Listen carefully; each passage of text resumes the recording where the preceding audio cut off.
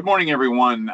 Welcome again. This is Mike Rogers. I'm the chairman of the Education Working Group for MTConnect.org.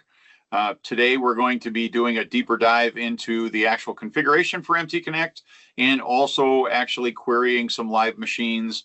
Our presenter for today is Neil DeRosier. Neil's been involved.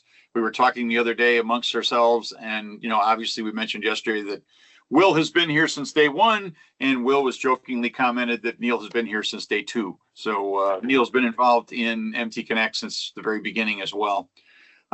He is also our chairman of the Machine Tool Working Group and worked for Mazak Corporation for years and is now working for an end user. So he's been on both the development side of developing the adapters and agents for a major OEM, and now he's the consumer side. And so he's pressing us for adding new features that they realize they want at the end user side.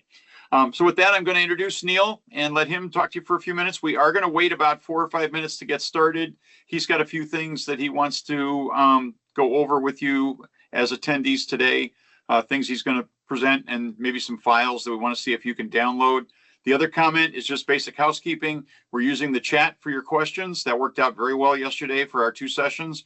And then we will be taking a 5 or 10 minute break about an hour in for everyone to get a fresh cup of coffee and do whatever they need to take care of. So with that, Mr. Neil DeRosier, take it over, Neil. Thanks, Mike. Welcome, everybody.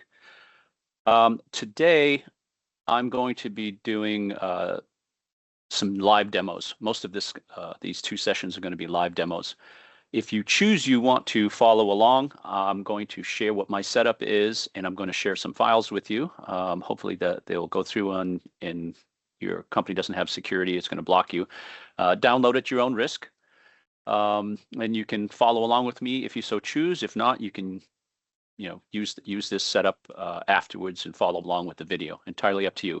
What I'm not going to do is answer questions about the setup and help you get configured, okay? If you're sharp enough to get that going, good for you. If not, save it for afterwards and maybe somebody can help you out, okay? So with that, I'm going to share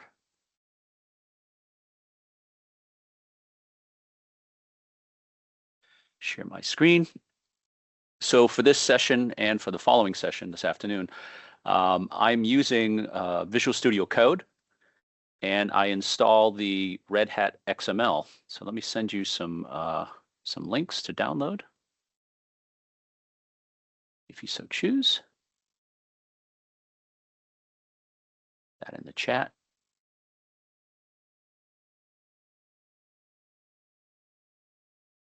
Okay, so I put a couple links in there. So if you want to download Visual Studio Code, you can. I'll be editing all the device files and making changes there.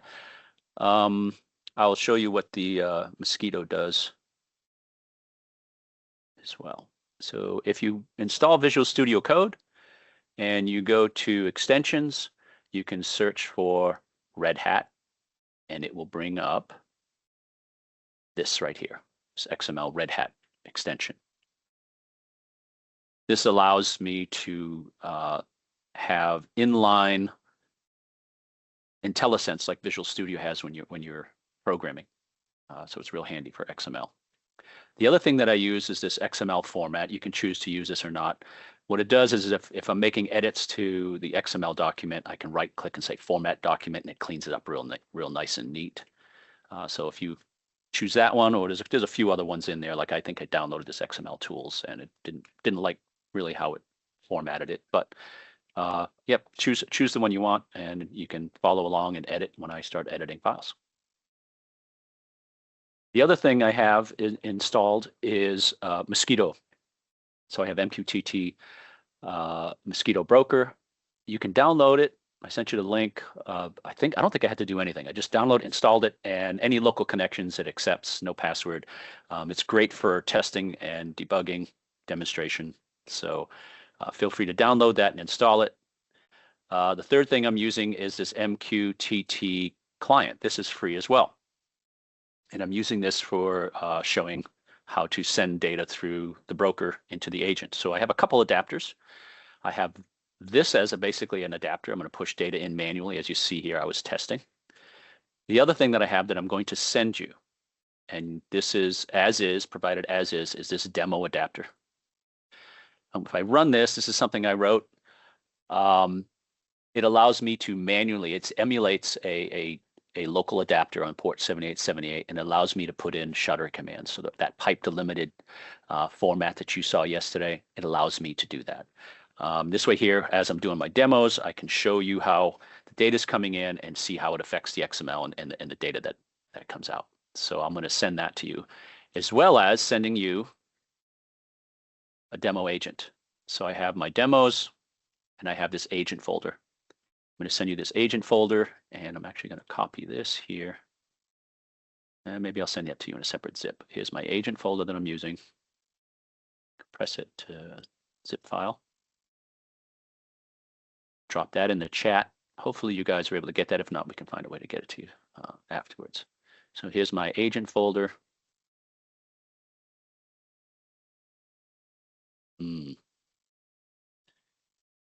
Does not like me to share.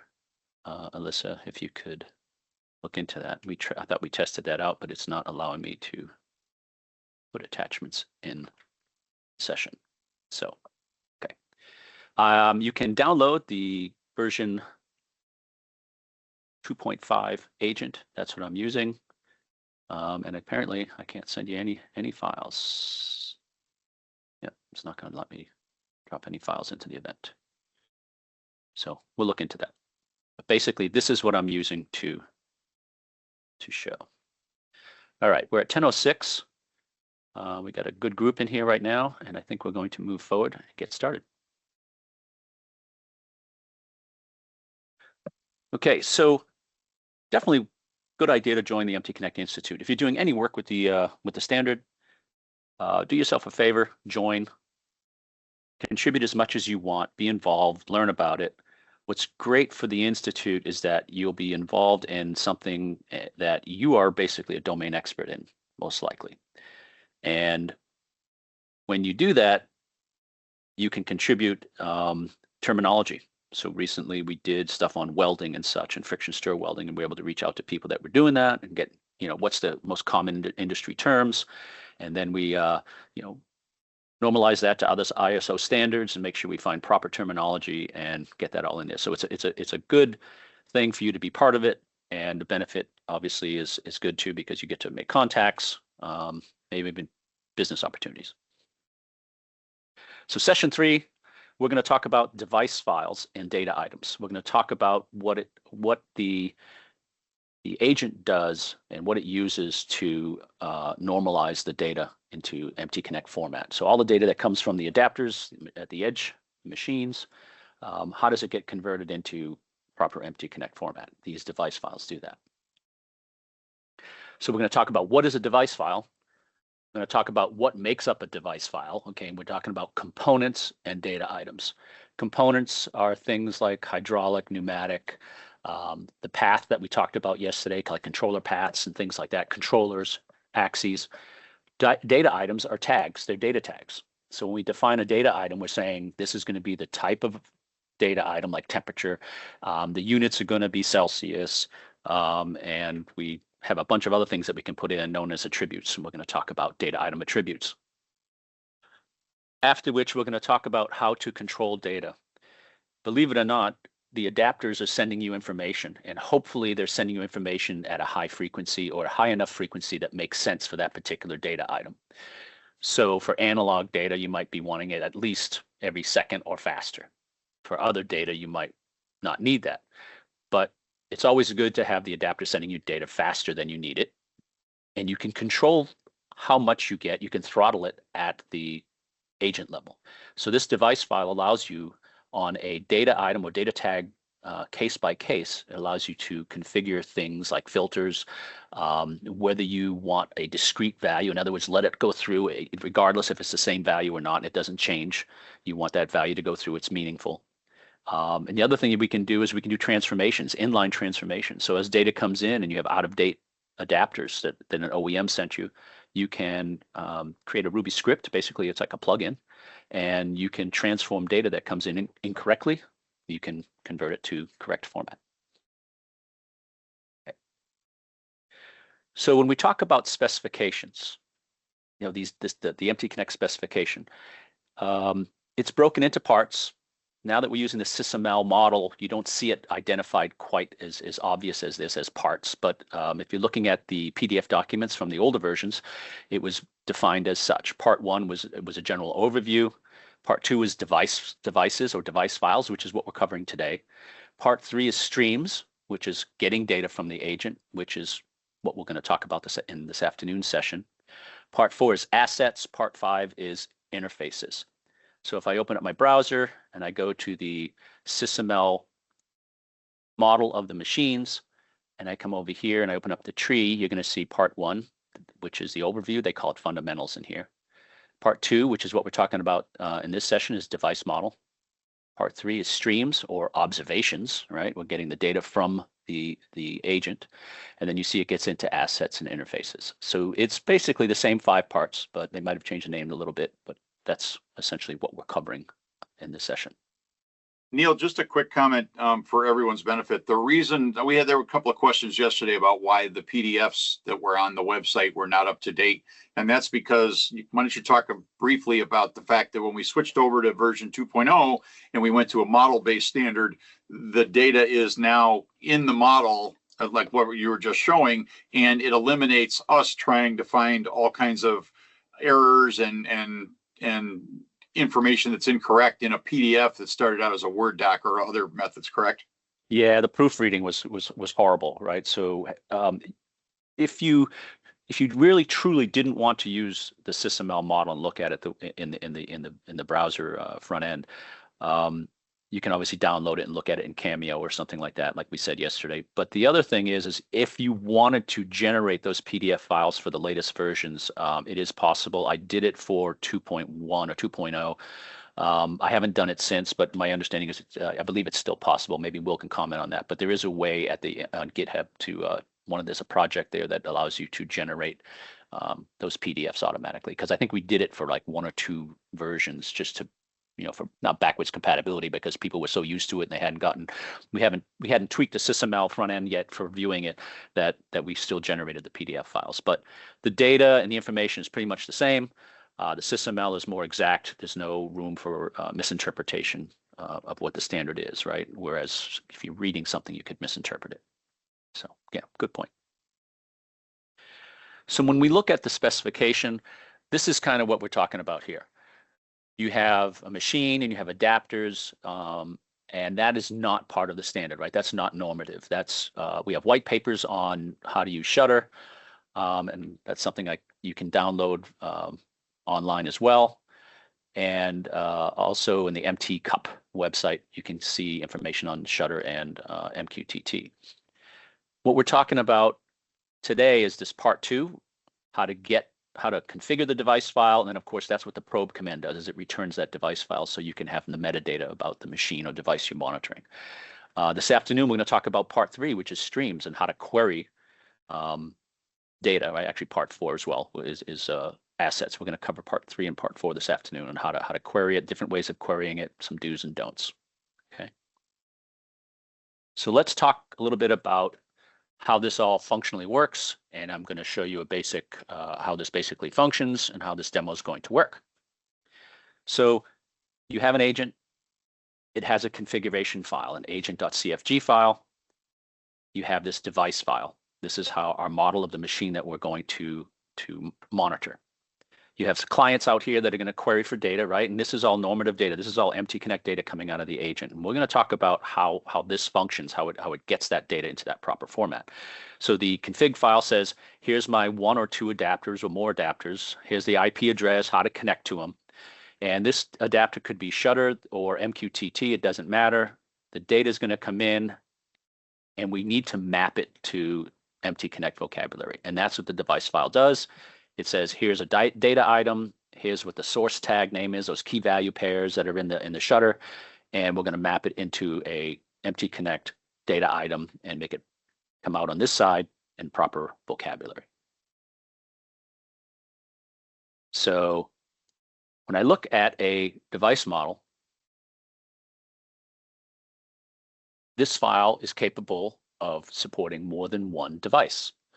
So yes, this does imply that the agent can support more than one machine, monitor more than one machine with one agent. Somebody asked that question yesterday. It does. We're going to do a demo later. Probably the last thing we do is do a demo with multiple device files and shows some of the do's and don'ts. But essentially, if we have a device that's modeled in here in the file, it's going to have a bunch of components. So it's hierarchical in nature. Underneath components, we're going to have things like a controller, axes, systems, interfaces, auxiliaries, resources, and there could be more. Underneath the controller, we have components again. It's basically a bucket for components, and we'll have paths in there. So a path would be like you have multiple turrets, each independent set of axes that are being controlled independently. Those are paths. So I have tool paths. Underneath axes, I have components. Underneath components, I have either linear or rotary axes. Underneath systems, I have components again, and I have things like electrical, hydraulic, coolant, the enclosure, so on. Auxiliaries, you have things like waste disposal, so you can anything that has to do with your chip disposal, right? Sensors for chip disposal, environmental, what's the temperature, what's the humidity. Underneath resources, you'll have components, things like personnel. On some controllers, the operators actually log in or they have a fob or whatever, and it identifies who that person is. If they have access to that through their API or the OEM's adapter, they can output that, and you can know exactly who's logged in at that particular time, as well as materials that are being used there. So if you have a bar feeder in the machine saying, hey, this is aluminum or it's stainless, whatever, you could have materials being pushed through as well. So this is what a device file is. It's a logical and physical structure of the device that you're monitoring. So it serves a couple purposes. One, you're going to get this metadata and save it and say, at this particular date and time, this is the structure of the machine and what version it is of the standard and so on. And then in each section here, in each component section, you have a bunch of data items. So underneath hydraulic, I could have pressure, temperature, maybe even a vibration for the motor, right? The hydraulic system. But those tags or data items are going to live there. So components provide buckets and hierarchical structure of the device, and those buckets get populated with data items. And we're going to go through intensely how to do that. So here's what we're going to do. This session is entirely going to be live demos, talking about these different things. We're going to talk about components, and we're going to go through manually configuring a device file. Then we're going to talk about data items. We're going to talk about 3 types of data items: samples, events, and conditions, how to configure them, all the different attributes on them, and so on. We'll probably take a break after that. Then we're going to talk about representation. We're going to talk about, is it just a single value? Is it a table? Is it a data set? Is it time series? And we're going to show you examples of that and how the data looks and how it's pushed through. After that, we're going to talk about controlling the data. We're going to talk about filters. We're going to talk about discrete. We're going to talk about Ruby scripts and transformations to fix OEM faults. So you'd love to think that the OEMs are perfect and the data that comes from them are perfect. Not always so. You might have a sensor that comes in as, sensor is tag number X1234, and I want to turn it into temperature, right? It doesn't. A lot of times they don't know MTConnect, and you're going to transform that into MTConnect. So the Ruby scripts are very powerful. We're going to talk about compositions, and we're going to talk about machine specifications. So yes, this does imply that you can configure in the metadata, in the device file, what the strokes, the horsepowers, the RPM limits, and everything else about that machine. You can put those specifications right into the device file. So when you query the agent and you say, do a probe and give me this device file, I get the logical and physical structure. I can also get the machine specifications. And it's about as much as you put in there or the OEM puts in there. The OEM doesn't put it in there, you can put it in there. If you look at the side of the machine and you look at the placards on the side of the machine, you can add your own specifications in there. So pretty powerful. Okay, with that said, I'm going to move this out of the way. I'm going to start up Visual Studio Code. I'm going to go to my demo folder, to my agent, and I'm going to look at the file that I'm going to use right out of the get-go here. So here's my agent folder. You see I have my agent exe, I have my agent config file, I have my devices file. This is my model. Everything else here is extra. So you see I have a debug.bat. This starts my agent in debug mode. And I have a run.bat, which runs it in run mode. I'll explain those differences. And then I have a sample Ruby script file here that we're going to talk about how to do a simple transform later. Okay, so I'm going to edit this file right now, and I'm going to look at it on my screen here. Let's make this a little bigger. So the first thing I'm going to talk about is up here. It's an MTConnect devices. And you see is a tag, start tag, and an end tag. It's standard XML, and it says MTConnect devices.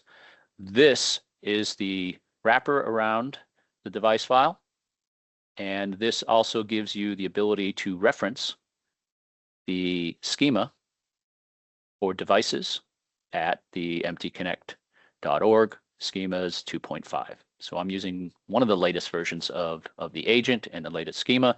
2.6 just came out. I'm not using that one in these demos. The next thing you're going to see is a header. The header has information in there that's typically provided to you by the agent. So in all fairness, this section up here, this header, has nothing to do with the device file as far as configuring a device. This is all old data. This could actually be, 1970, all these times. This has nothing to do. This device file is usually coming from the agent, and it's usually validated by a client. And that's what you're seeing here is a file that came from the agent.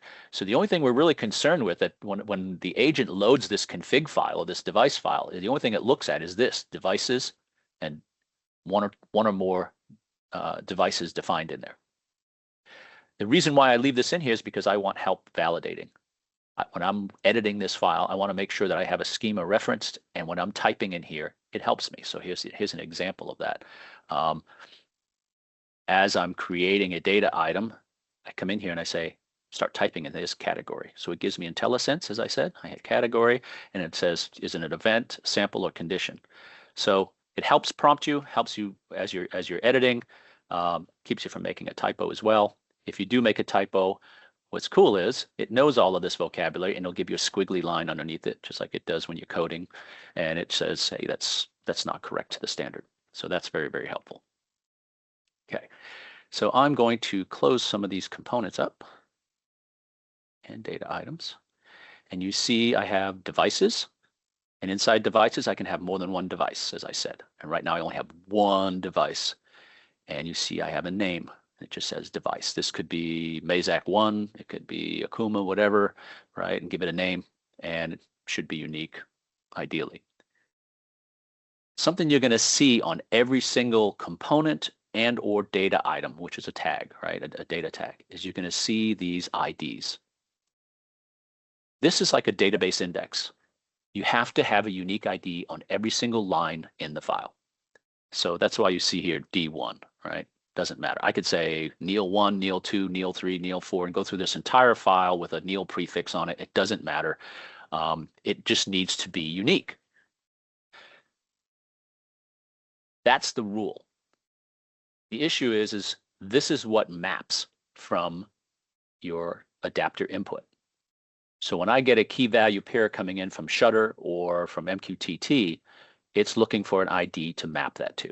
So when you have for example, a Mazak adapter, the ID coming in is eStop from the adapter, or condition, or it's coming in as mode, okay, or it's coming in as execution. It could be anything, but that's what the OEM chose, or the person who wrote the adapter chose to put in there, and that's what it maps to. Okay, so very simply, I'm going to close this down a little bit. I have a shortcut up here to start my adapter in debug mode. The difference between debug mode and run mode, so it would be if I go in here and look at this, I say edit or open with Notepad, you're going to just see I say debug, I say agent.exe debug, and I give it the config file. This would say run if I ran the run bat. The only difference is where the logging gets put. If I run it in debug, the logging is in the console. If I run it as run command, the logging goes to a log file. When I'm testing and teaching and such, I want to run my adapter in debug mode, and you're going to see everything echo on the screen as it starts up. You can set the logging level to whatever you want as well in the config file. but essentially the agent is running in debug mode and I can see all my errors. So if I'm testing and trying to figure something out, this is the best way to do it. So now my agent is running. I have a demo adapter here. I'm going to open that up. And you see I have a simple adapter. It's a console app that I wrote that allows me to put in Shutter. If you give it a second, the agent's going to connect to it. You can say new connection right there. The agent just connected to it. So the agent's designed to connect to one or more adapters. I just connect to it. I'm going to open up my browser and I'm going to go to localhost 5000. The agent is set up to run on the port 5000. And you see I have data coming in here. And if you look at all the data, like emergency stop says unavailable. Controller mode says unavailable. Everything in here, every data tag says unavailable. The reason for this is unavailable is actually a value. This is MTConnect. By default, everything should start up in unavailable. It means that currently it's indeterminate. I can't tell you whether there is a value there. I haven't been provided a value for this data tag, or the adapter set it to unavailable because at this particular time, that system is turned off or something. So an example of that would be a C-axis. If you have a spindle that also acts as a C-axis and you modeled it together, when it's in C-axis or milling mode, the RPM, the rotary velocity tag is going to be unavailable. It's not reporting. So it'll be unavailable. So unavailable is a proper valid setting. So everything comes up as unavailable. If I come in here, we looked at the device file and then we saw that execution, the data item is execution just by chance. It could be exec, it could be Neil's tag #1 for execution, and whatever it's called. So I'm going to copy this.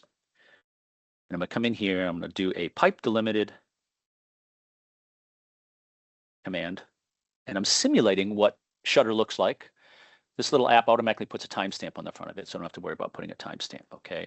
And when I hit enter, it just sent it into the pipe, and the agent got it. And if I look at my agent,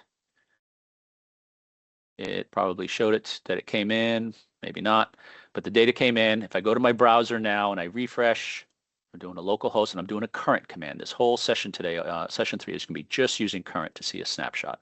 If I hit refresh, you're going to see execution is active. And it gave a timestamp of when the agent put the adapter put a timestamp on there. So you get that timestamp and it changed it to active. I go in here and I set it to ready, hit go, and I refresh my browser. It's ready. And you see I'm mapping it to data item ID, the execution. Okay, so in the device file, it calls it ID. When you get the data in the stream here, when you do a current or a sample, you're going to see data item ID. It's specific to data items. So it says data item ID, execution, and then you have your value here in the C data. So we're going to go in, we're going to start looking at a little bit of a modeling, and we're going to start pushing some of this data through. So I'm going to go back to, I'm going to close this, go back here. So we talked about we have devices, we have one or more devices. Underneath device, I can have a description and put that in there, whatever I want. Data item, you see I have a bucket right here for data items. So for every component, if I have any tags that are associated with that component, so this is the root device. So at the root level of this device, I have a bunch of data items defining whatever I want. And I have a tag called availability. So when we talk about what are required tags, there's only one tag that you need to output from an agent to be MTConnect compliant, and that is availability. This basically says, I'm here, I'm available to provide you, I'm able to provide you data, and I'm currently available. So there's two values that can be controlled vocabulary that can be pushed through for availability, and that is I'm available or unavailable. If this is unavailable, if the value comes in as unavailable, everything else should be assumed dead data or stale data, okay? Availability is I'm powered on, I'm here, I'm alive, I'm giving you information, you should trust that I'm sending you data. If it's unavailable, all bets are off.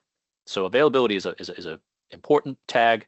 Every adapter should output it. There's ways of overriding it if they don't, but that's what availability is. You've got to have it. Now you see I come down, I add a component section. So underneath devices, I had a description, I had some data tags. Okay, go past that. Now I have components. Components is going to encompass everything inside this device. So I have a controller section. I have data items that or tags that are inside that controller that define that controller.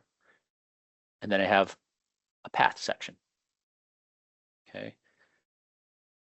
Path gives me independent controlled turrets information, not the axes, but it gives me stuff like maybe execution state for that particular head. If I have a machine that has two independent turrets or heads, they usually call them heads.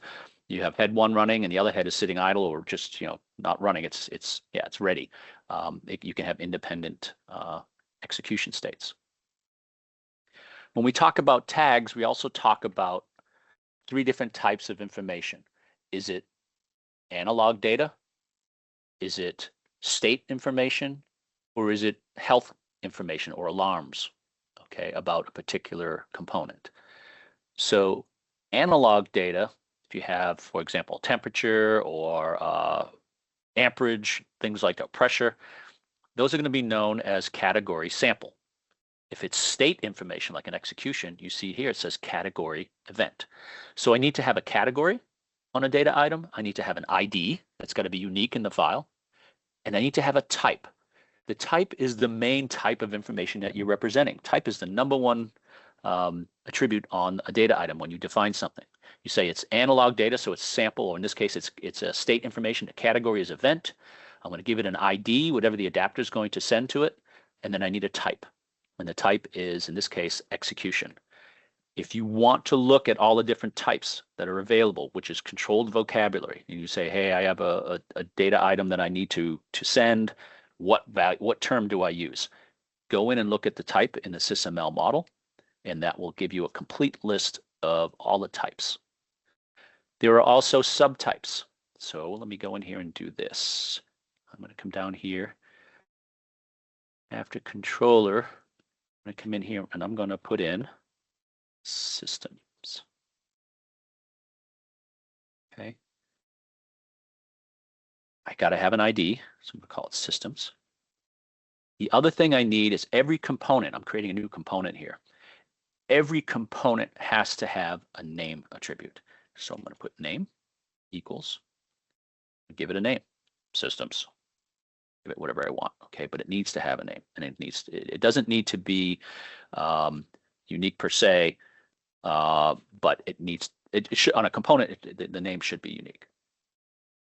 Underneath here, systems, I'm going to have components. I need a bucket for the different components that are going to be in systems. Okay. Underneath that, I'm going to have, what do I have? Maybe I have coolant component. I need an ID. I'm going to call it coolant. Got to be unique. I need a name because it is a component. So I'm going to say name equals coolant. If you had multiple coolant systems, you could use a unique name on it. Blood, Niagara coolant, whatever type of coolant it is, you could do that. Give it a unique one. So you see how I'm drilling down. I'm inside a component section. I'm saying, here are my systems. Systems a component. Underneath systems, I have a set of components. One of them is called coolant. Inside coolant, I want to put some data tags in there for coolant. I want to monitor coolant. So I'm going to say I want to do like temperature or level, fill level, or whatever it is. So I'm going to come in here and I'm going to say I want to create a new data items. I need a bucket for all my data items. And now I can start defining tags. So I'm going to come in here and I'm going to say, create a data item. That data item is going to be called cool pressure 1. You see type, it gave me some unique default the standard was using, but basically I'm going to be doing pressure. Or if I wanted to make sure I didn't screw up, I could back up here and I could do this. I can say type. And you see it's going to give me a complete list that I can choose from. I'm going to say PRE, and there's pressure. So I'm going to say pressure, type is pressure. I need a category. What type of data is it? Is it a state or is it analog? And in this case, it's analog. It's pressure. I'm going to be getting a reading off or something. So I'm going to call this a sample. All right. And I'm going to end this tag. It gets rid of that closing tag. I just added a data item to my device file because I'm adding sensors and I want to monitor coolant pressure. So I went into the device file. I added a system section. Put a bucket in there called components. I put a component called coolant. And that coolant has data items or data tags that I want to represent, that I want to map. ID, everything has to have an ID. The ID is going to be mapped from the data coming in from an adapter. Type is pressure. So I'm basically measuring pressure. That's the standard nomenclature. That's MTConnect right there, okay? And then category is sample. But Neil, what about units? You're not talking about any units. How do I know what the units are? So a concept in MTConnect is that every single sample type, any single type of analog measurement has a predefined unit of measurement. Pressure, in this case, is Pascal. So I'm going to come in here and I'm going to say units equals Pascal. Okay. If you don't put that in there, the assumption should be if you get a data item, if you do a probe and you see pressure, it's a sample, okay, fine. Well, what's the units? You should know that it's Pascal, or it must be, it should be Pascal. If it's not, then it hasn't been fixed. Well, Neil, what if it's pounds per square inch? What if it's PSI coming from the adapter? How do I fix that? Well, if it's coming from an OEM and they're writing MTConnect adapters, ideally they've converted it for you already into Pascal. If not, you can always come in here and you're saying, hey, I'm adding this, the adapter's outputting it, or some sensor I purchased is outputting in PSI and I need to convert it. I can come in here and I can say native units or native scale. I can scale a value if I want, but I can say native units equals pounds square inch. The agent will convert it for you. That makes it really handy. So I have a data item. I know that pressure has to be Pascal. If it's not in Pascal, I can use native scale or I can use native units and have it converted automatically for me. Okay. Now you'll notice that up here, I don't have this little M colon in front of that. That's namespace coming from the schema. We don't need that. It's just adding it. Keep it nice and clean if we want, like this.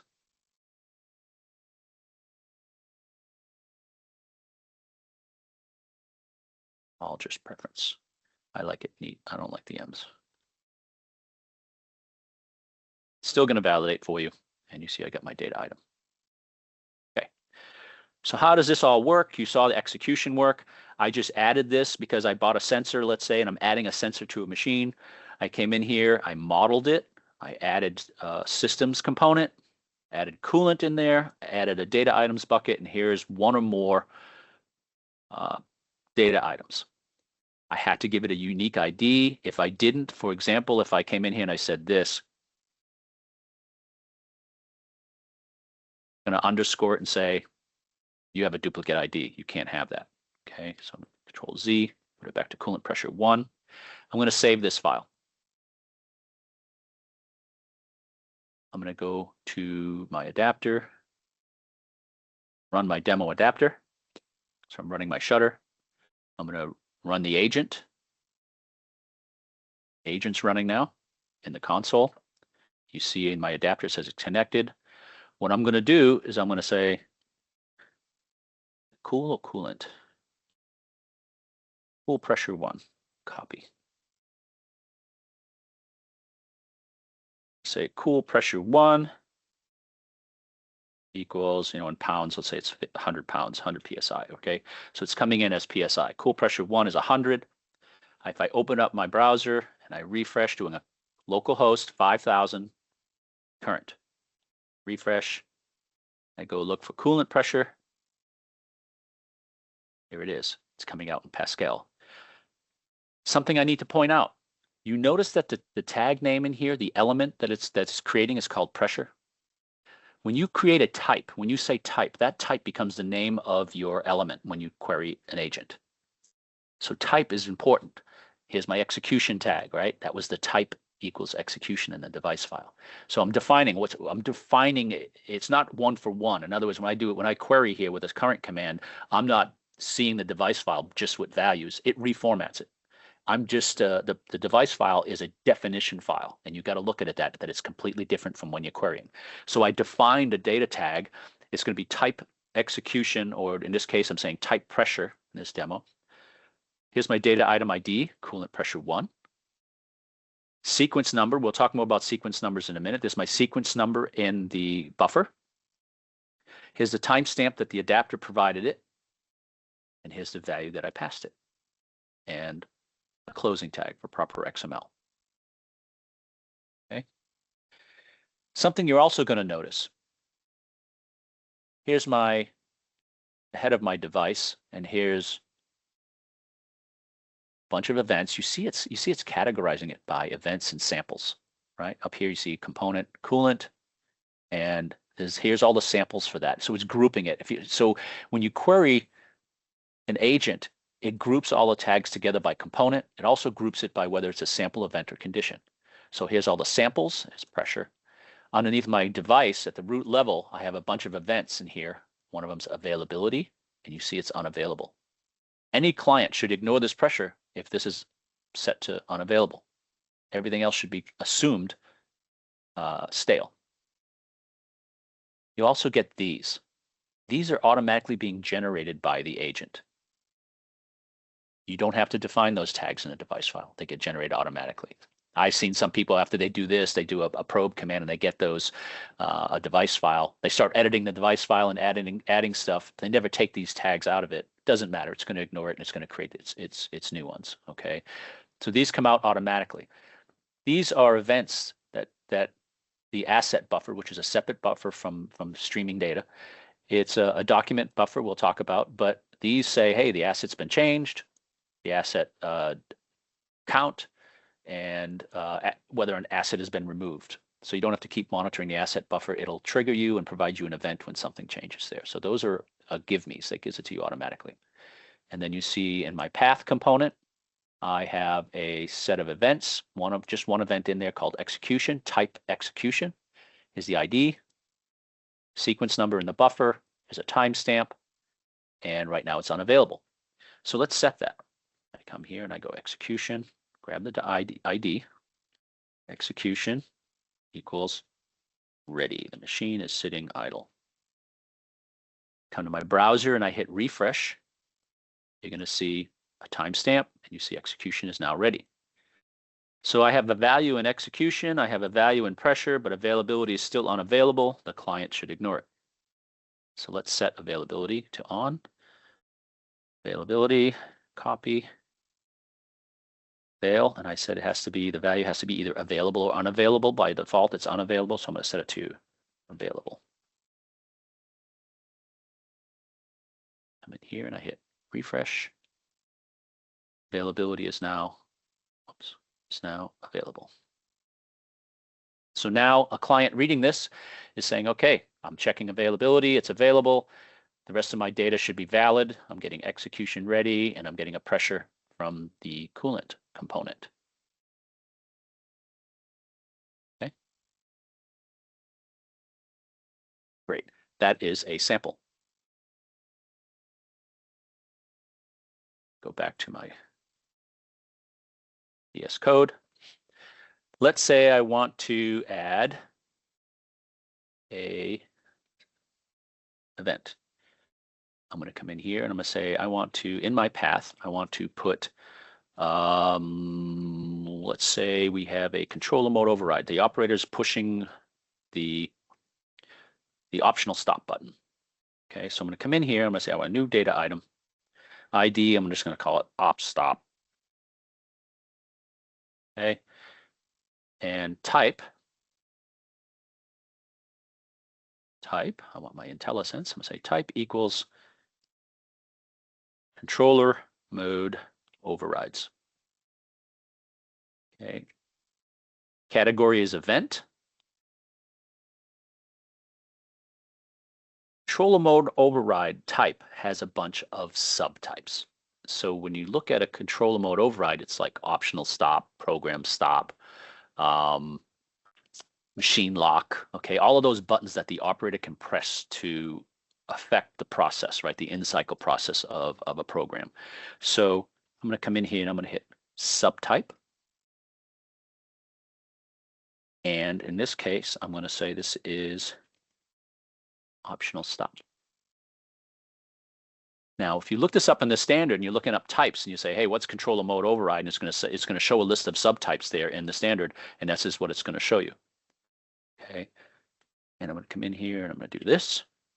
And if I go to my standard and look it up, you say, what are those values? What should I expect? Is there controlled vocabulary on that? And there is.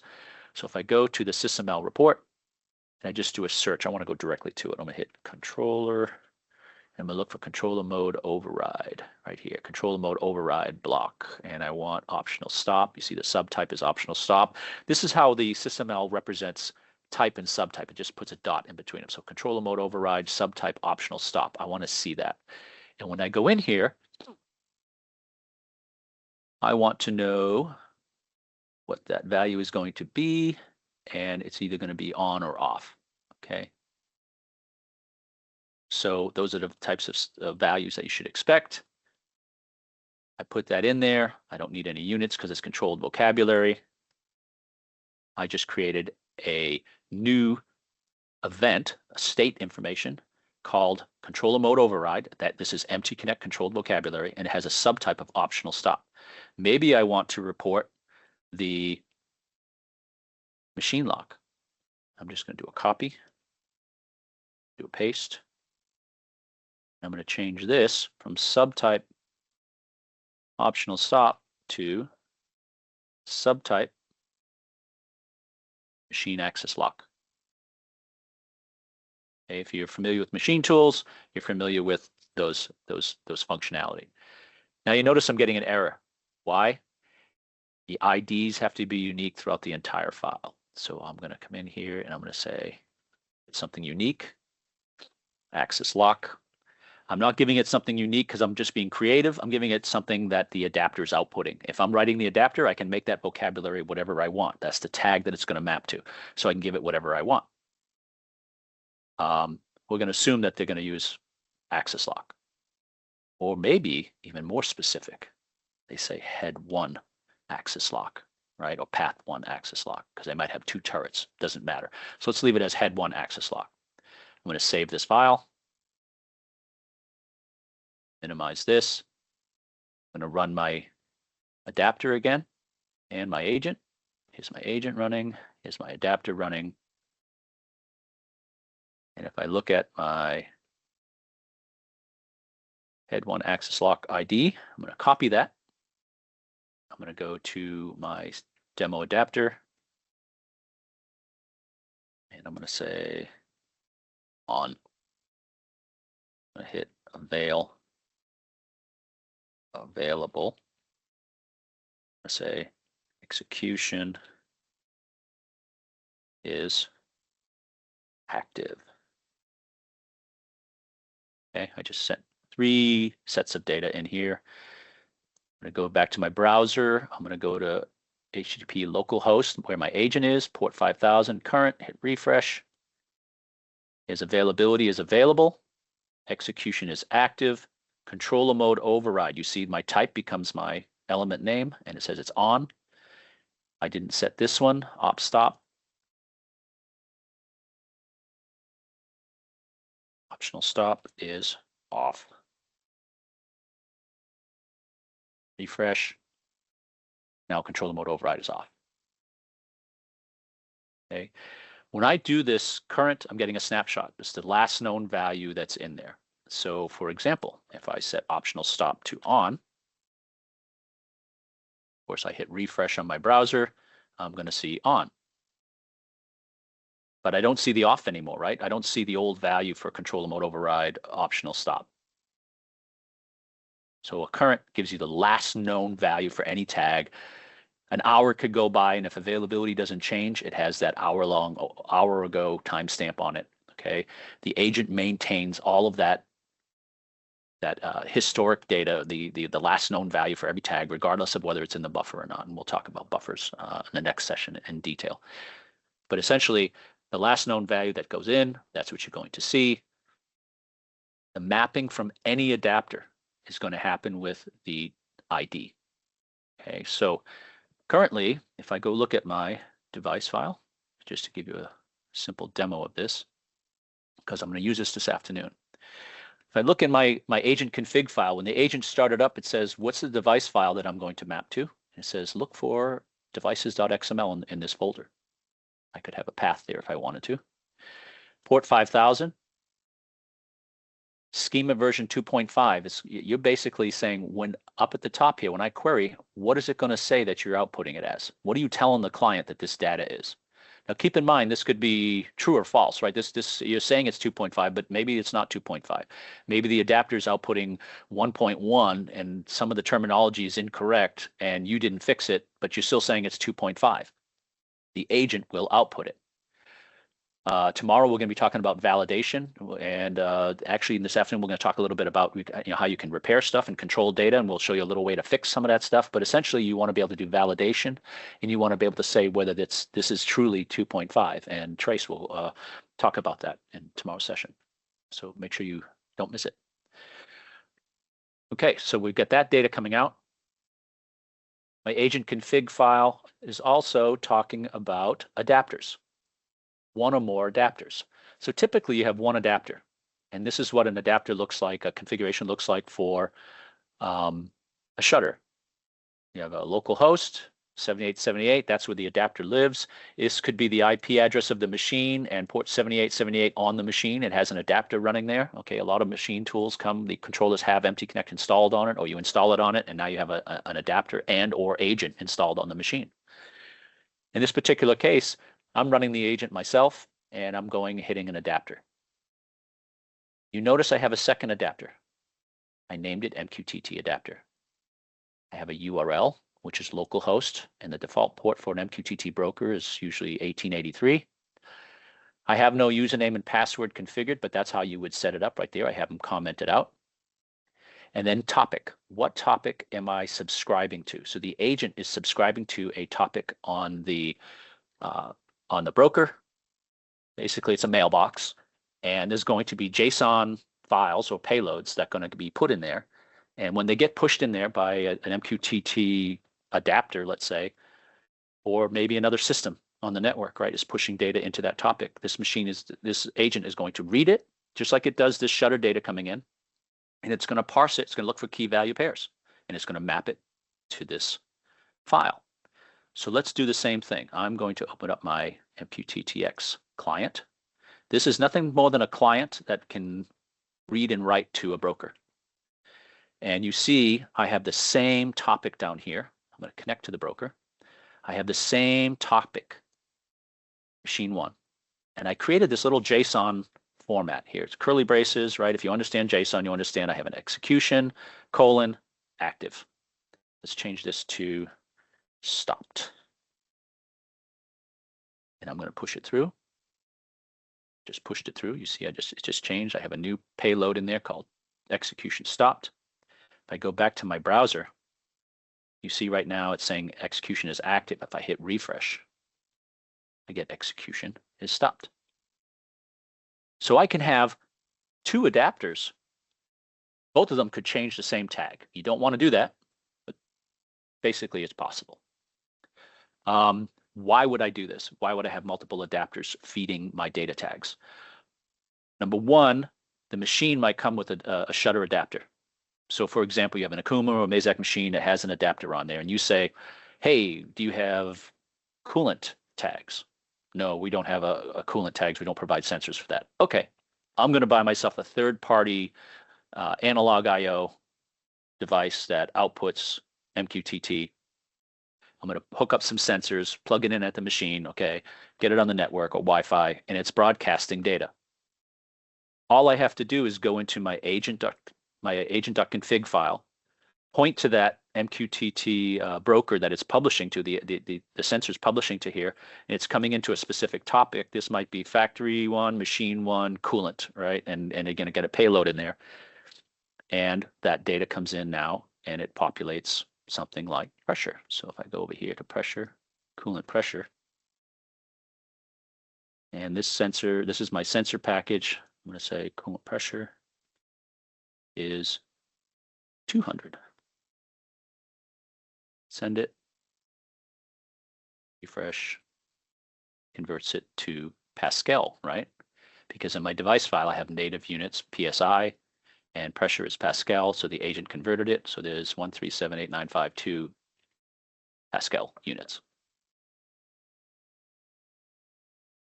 Okay, so when you get an adapter from machine tool vendor, if they don't give you everything you want, you can always augment it, right? You can always add additional sensors, you can output additional data, whatever you want to do.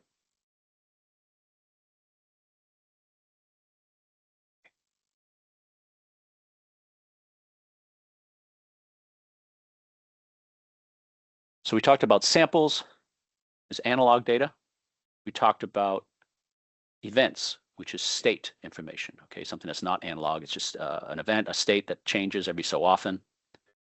The other thing is conditions, and then we're going to take a break right after this.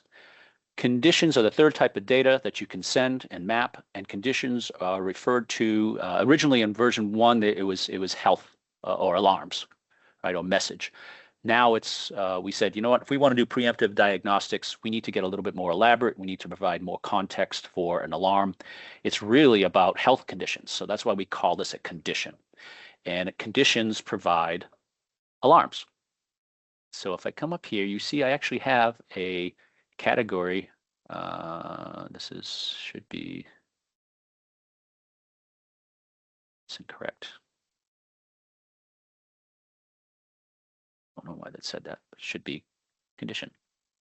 So we have a category condition. Type is system. So there's different types of alarms that you can have. You can have a system alarm. You can have a logical program alarm, like for your program when you get errors like feed rate, incorrect, typo, or something like that. Whatever it is, you made a mistake in your G code. You could get a logical program, PLC alarms and stuff like that. There's different types. And this is just a bucket. System is a bucket for categories that conditions that could be anything, right? It's a catch-all. So we just say, hey, system alarms. And you have condition, category type condition. So it's expecting to get a specifically formatted shutter or MQTT payload, a JSON payload that's formatted a certain way. So yesterday you saw how I have a key and I have a value, and I have a key and I have a value. When you do conditions, the adapter sends it out on a line by itself. So here, I come up here and I say optional stop on. I can say pipe. I can say avail. Okay, and it's available. I can say execution all on one line. And that's going to go through and it's going to parse that as key value, key value, key value. Okay.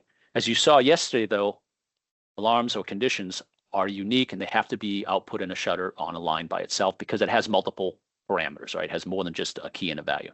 So if I go to, I'm going to steal a sample from our GitLab repository, go to GitHub. If I scroll down,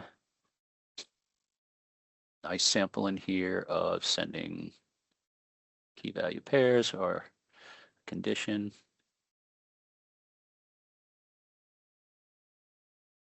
Find it.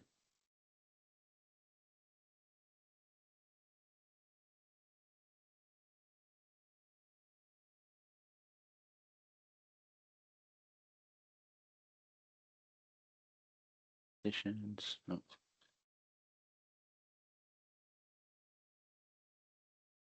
I'm not going to find it there, but let's do this. I'm going to share a document with you as well. We'll make sure we get to it. You can find this document online. It is the shutter format white paper. I go into this Shutter format white paper, especially if you're writing an adapter, this goes in here and it shows you different ways of sending the data using Shutter. I'm going to go down and find the condition. I'm going to find a sample condition right here. I think this is probably the one that they used yesterday as well. Copy. And if you remember in my file, the data item ID is COND. I have to use that COND. So if I come here and I paste this in here, I'm going to change this htemp to COND. Okay, and I'm saying it's a warning. So health conditions are known as either values or either the states are either normal, warning, or fault. Normal being there's no alarm for this bucket. Warning means, hey, coolant's getting low, but it's not enough to stop the machine. A fault is stopping the machine. It's whatever it is, the equipment that you have, it's stopping it entirely, right? You need manual interruption. So I'm going to say it's a warning. This is an additional tag here. I got high, medium, low. I got a modifier. Here's my native.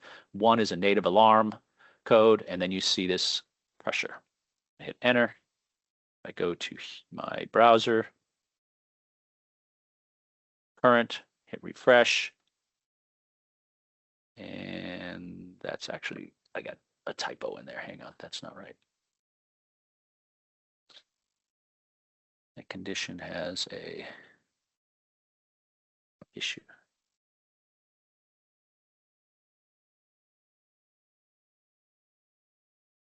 Native code come in correctly.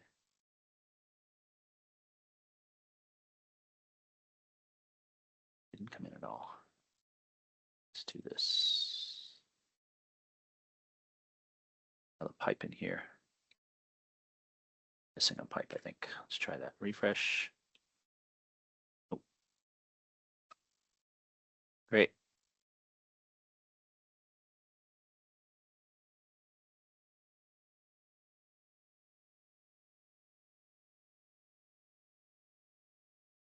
Space that's off is what it is. Missing one of the parameters here. And it's still giving me warning in here. So basically it should be giving me warning outside, and it'll give me native units and so on. That I'm gonna have to fix that.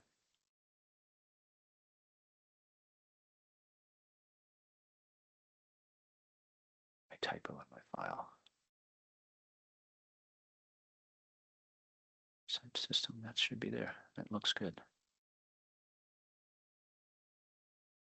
Condition.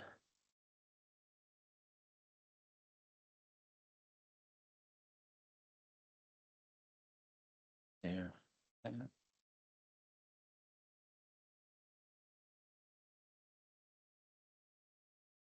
Once you get it right, you don't ever have to worry about it again.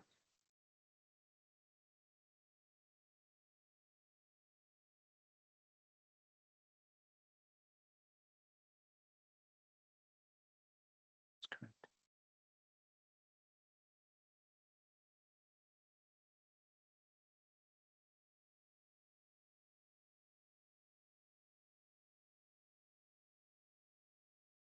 Okay, well, let's do this. Let's just go right to these Mazak ones. I'm sure one of these Mazak's got to have some sort of alarm on there. Current.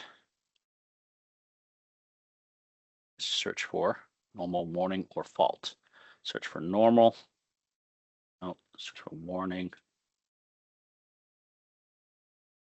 Fault. No normal, warning, or faults. Should have a normal.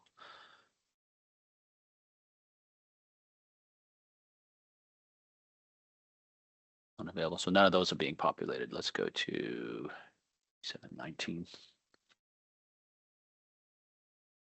Fresh. And here we go. So here's conditions. It's returning conditions. You see the value gets returned as normal, warning, or fault. And then you're going to see type system, which is a catch-all bucket, and then look at actuator, right? So a specific actuator for the axis. And it's saying that it's normal right now. There's no alarm. If it was generating an alarm, you would get a native code in here and a severity level, native code being the alarm number. So let me search now. That was normal. Search for warning. There's no warnings. See if there's any faults. FAUL, no faults. Okay, so all we got is everything on this machine is running normal. That's a good thing for Mazak. But you see there's 3 conditions here. Communications alarm, a logical program alarm, and a system alarm for the controller. It's in the controller section. Okay, so I'll try and get this demo, the shutter working here for the next, when we come back from break. But what you can see here is that conditions are health conditions. They're alarms. They represent alarms. If there's no alarms, it's normal. If there's an alarm that doesn't stop the machine, it'll be a warning. If there's an alarm that stops the machine, it will be a fault. And that's usually a red light on top of the machine, right? When we get back, I'm going to get this working here, and I'm going to show you how each one of these tags can have multiple alarms. It's a bucket. Okay, so I can have 3 communications alarms and 4 logic alarms if I wanted to. We had a good spot to stop, Mike? Yeah, that sounds great, Neil. It's been great up until now. Let's take a 5 or 10 minute break. So let's come back at say quarter after the hour. It's 10:06 now. So by 10:15 Eastern, 9:15 Central, and obviously that would be 7:15 if you're on the West Coast. So we'll see you guys in about 10 minutes.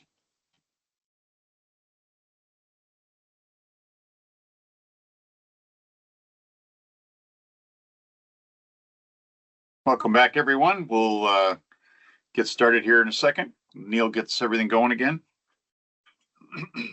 I did. I should have looked in the text when Will said restart the agent, and so I restarted the agent. That fixed it. I grabbed the format worked perfectly fine once I restarted the agent. I had my typo in the device file.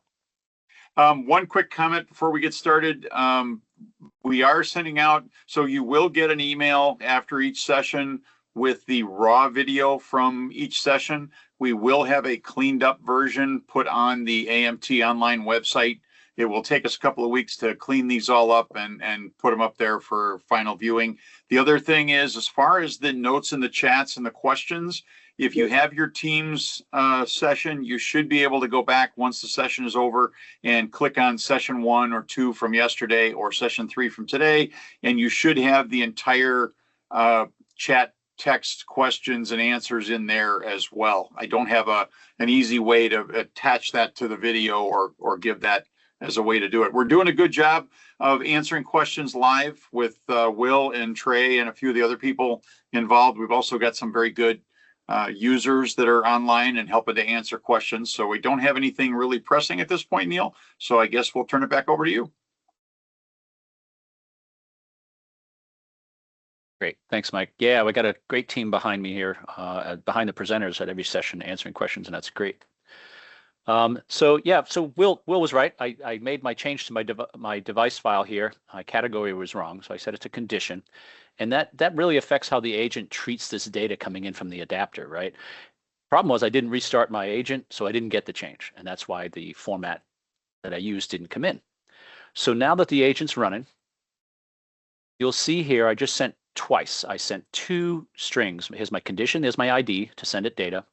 Is it normal, warning, or fault? I'm saying it's warning. And you see the alarm or native code can either be a number, right? Some machines have alarm numbers 1 through 1,000 or whatever, or it could be something, a string like HTEP. So typically the numbers, I like 125. A severity level.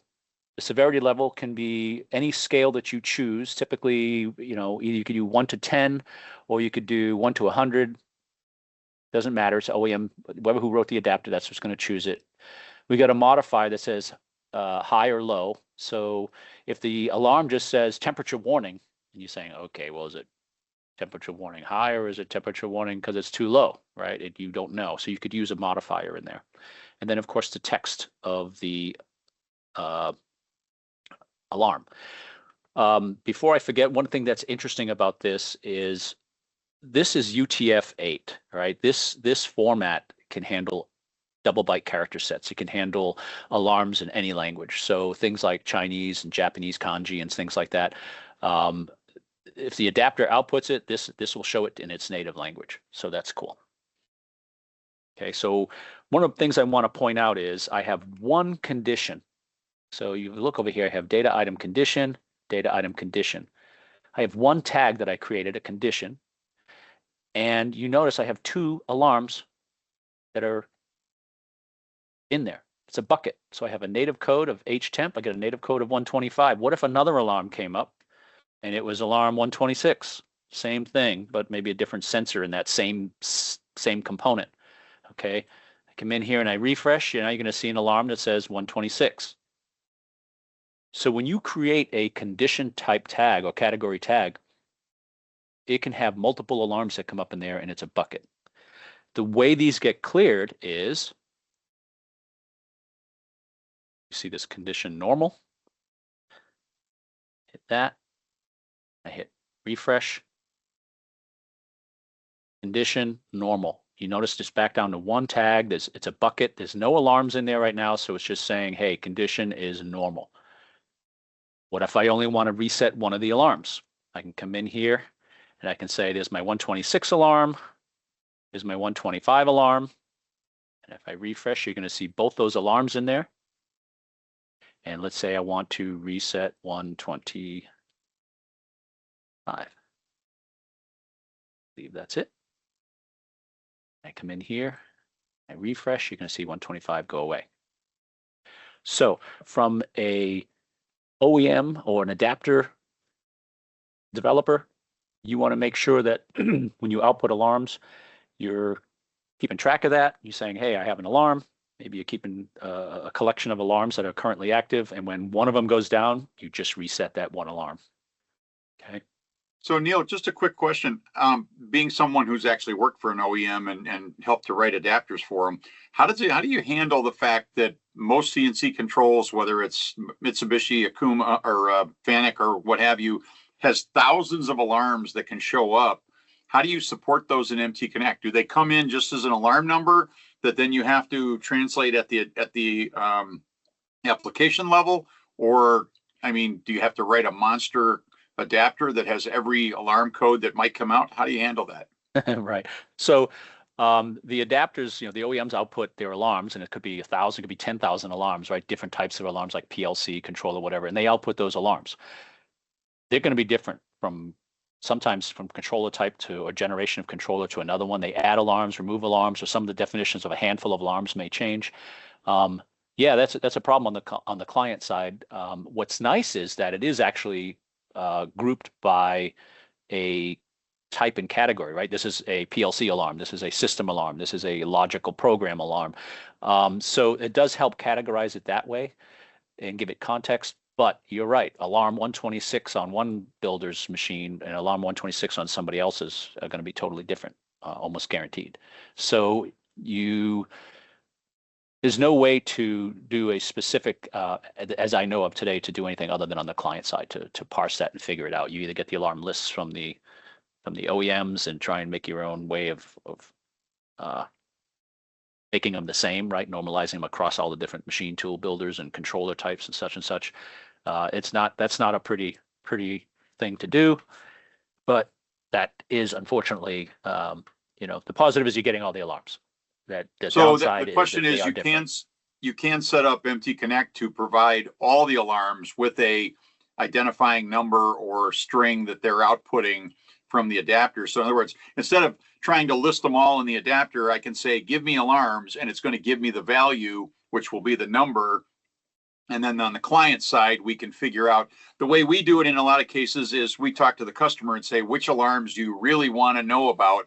And then we will put in specific capabilities through our applications to read the MTConnect data or whatever other, format we're getting it in, and then translate those for them into user definable alarms in our application so that we can handle like the top 10 or the top 20.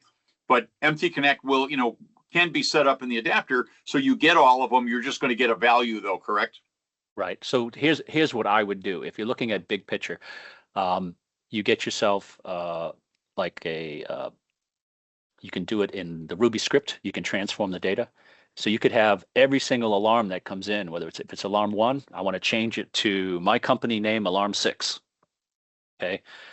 You could transform it that way, and this way here, every single agent is giving you the same list, identifiers for alarms. That would be one way to do it. It all has to do with transformation, and I would prefer to do it before the agent serves up the data. Doing it at the client, you may change your client, and then it no longer works anymore, right? I would want everything to come out of the agent in that same alarm. So, yeah, especially if you're using MQTT, you could do transforms in MQTT. A lot of these large-scale enterprise brokers allow you to do transformations. So when this alarm comes in, if it's formatted like this, I want you to rename it. And here's a lookup table for converting it to my company alarms, alarm numbers, and severities to match all the severities, because everybody might use a different scale for severities. That would probably be the way I'd prefer to do it. Great question. Okay, so now we got samples, events, and conditions, providing you 3 different types of data that's coming in there. Let's move on now, and we're going to talked about components that make up the logical structure of a device file. We talked about 3 different types: samples, events, and conditions. Okay. Now we're going to talk about representation. When I look at a data item, go to my setup here. Let me turn off my agent so that I don't run into the same problem and not get my changes. I'm looking at this file. And if I come in here and I look at, for example, this coolant pressure Pascal, is it a value? Is it a table? Is it a data set? Is it time series? Okay, whatever. By default, every single analog data item that comes in is a value or event. It's a data. It's a simple value. So if I come in here and I start typing in representation, there is an attribute that sets the default to value, but you can override that. So if I come in here and do this and I say value, that doesn't hurt anything. That doesn't change anything because the default is a single value. So this data item is going to provide me a single value. But what if I wanted representation to be a data set? That's all I have to do in the file to say, this data coming in is represented as a list of key value pairs. I'm going to save this.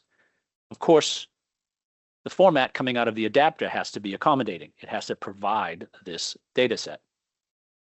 So I'm going to come here. I'm going to start my agent again. Agent is running. It's connected to my adapter. And if I go to my Git, go down to find my example of search for data set. Oh, there's a sample. Okay, so data set. What's cool is you actually have an example here in, let's see if there's one that's Shutter.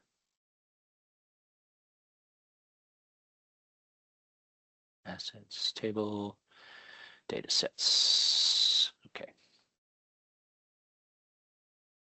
So you see this format. I have a timestamp. This is a Shutter format. I have the ID pipe, and then you see I have this value 1 equals 10, value 2 equals 2, value 3 equals 30, right? So the 10, 20, 30 is my pressure values essentially. So I'm going to do this. I'm going to say, just copy that, go to my device file. I want to send in coolant pressure, right? I need that ID to send it data from a Shutter adapter. Go to my what's it, coolant pressure. I'm going to say value 1 equals 100 space value 2 equals 200 space value 3 equals 300. I'm going to hit enter. I'm going to go to my browser, go to my current, and I'm going to hit refresh. If you look at pressure now, notice my type pressure has been appended with the suffix dataset. So when you're reading, client is reading, and you're looking for pressure, how do I know that it's a single value if it's a data set? It has that suffix on it, that data set. You're going to see a suffix called table if it's brought in as a table. And look at this 3 entries. So here I have key is V1, the value is 100, 200, 300, and these are your values. Now, what's interesting is that things like why would you use a data set? Things like variables in a controller, common variables, you would output them as such. A list, you need a list of something, key value pairs. There you go, you've got it.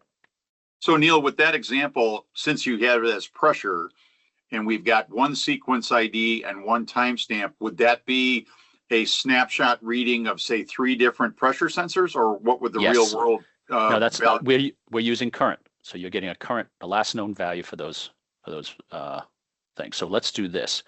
Let me do.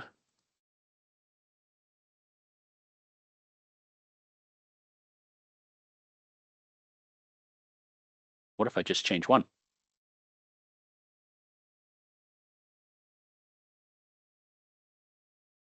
$400. Okay, so it knows it's treating each one of those readings as an independent value, right? And when you update it, it's doing basically, instead of rewriting all of those, it's saying, no, I know what the last 2 ones are that didn't change. I'm just changing one. And you get so basically what it is at that snapshot, sequence 13, only key value V1 changed. The other 2 were the same value they were a few seconds ago at the last current, correct? Right. Perfect. Okay. This is what data set is. Data set gives you a key value pair, a list, could be 1,000, 2,000 lines long, whatever, and output all your variables from the controller, or you're taking readings from, maybe you have an oven and you have a bunch of sensors and they're temperature sensors. You could have temperature and you could just have T1, T2, T3, whatever, and you can just represent all of those readings in one data set, rather than having to define individual temperature data items, right? You have 100 sensors in there. You don't have to output or create independent data items for every single temperature sensor, because maybe, like, especially in like some of these big ovens for aerospace, they have, one time they run it, they have 20 sensors. Another time they run it, they have 50 sensors, right? So you just have a table or a data set where it just outputs whatever, how long it is, whatever, how many sensors are in there that are active. That's what the adapter outputs. I just had a real world example of that. We have a customer that I was just at a few weeks ago where they've added the machine is the size of a building, and they have temperature and pressure and vacuum sensors for fixturing and ambient temperature around the room. They want to make sure that the room isn't changing or they're losing vacuum on their clamps. And so I've got a 60 sensor data set coming out of an OPC UA server that had to be monitored. So that could easily be done in this fashion and get all 60 at one shot, and then let the application deal with, what's going on. Right. Exactly. Yeah. Much easier to model when you have, say, hey, here's my data set of values for temperature for, my temperatures. Okay. All right. The next type of representation, that was value, and we did value, which is a single value. That's the default. We did data set, which is key value. The other type is table. Now, table can get pretty interesting because not only can you send the values and say it's, say it's a table, you could also, in the device file, define what the definition of each column is. So just like when you look at an Excel spreadsheet and you say, this field is this field is that, you can run a definition, you can define, and I'm not going to do that in this demo, but you can go into the device file and you can provide definitions so that when this gets generated, you actually will have independent definitions for those files. So you can look at it and you'll know what they are. So in this case, I'm going to stop my agent again so I don't have a problem. Go to my device file, and I'm going to come down here to this, and all I have to do is change representation to table, and I can send it new data. So I back up just so that I get the IntelliSense representation. We did value as a default, data set we just did. I'm going to do table. Okay, save this. Restart my agent. I'm going to go back to my,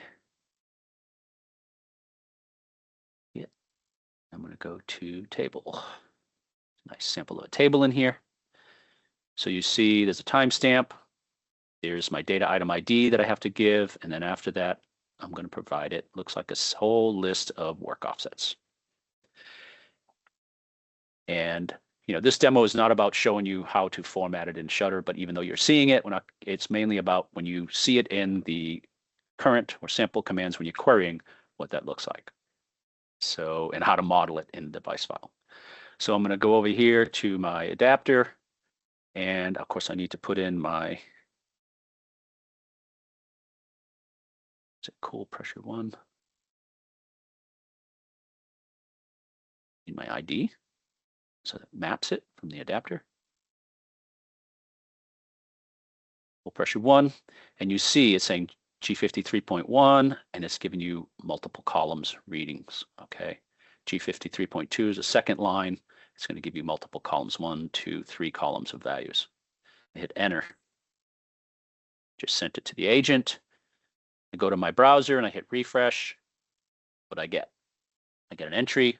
Now it's showing you these cells vertically. It would basically could be like a table and be horizontal, each one of them side by side. You have all the X's above each other, all the Y's above each other, and so on. But this is the way it represents it here in XML, and you have all of your cells. Okay, so you can output values, you can output strings, strings with spaces if you put it in quotes, and this particular format there you see it has quotes if you have spaces. So you got to be careful how that's formatted if you write your own adapters. And you see now pressure, my data item pressure is now pressure table. It was pressure data set before, now it's pressure table. Okay, ID is the same. The count here tells you that it has three entries, basically three lines in the table. And of course you have your timestamp.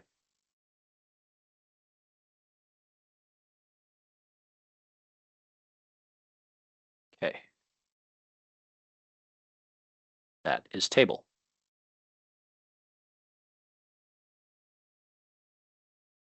Stop that. The next one is time series. So if you want to have a set of time series data here, representation, time series. You'll notice down here they have this discrete. This has been deprecated. We don't use that anymore. I'll show you what discrete is in a minute. So we're doing time series. One entry as a data item, and I can get tables, data sets, time series. You don't have to model 1,000 data items to get a list. Okay, I'm going to restart my agent. Back to my GitHub, get a sample for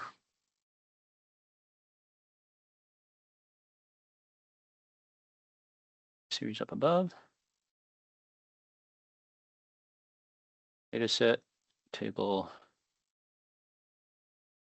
But I had a good time series. Here's a good time series. I can do this. Well, this will be interesting. Let's do this from the broker. QTT. I have the adapter's looking at both. Come in here. I'm going to connect to my broker. I'm going to send it a JSON payload to that machine that it's watching, machine 1. I'm going to hit Control V. But I do need to set. See this time series 1. I need to set that to cool pressure. Copy. Need my tag name in there, right? ID. Cool pressure 1. It's saying I have a time series of data. I got a timestamp above, but I have a time series of data. Here's my data item ID. There's a count of 10 and the frequency is 100. Here are my 10 values. I send that. Go, and it's interesting if you look at the output, the debug from the agent. In the agent, you see it shows a timestamp, coolant pressure, and you see the whole payload come in, which is really cool. If I go to my browser, localhost, refresh, coolant pressure time series, and I got a typo because it's not putting it in there. You see it is saying time series, I'm just not getting the values. Hang on. I stole that sample too.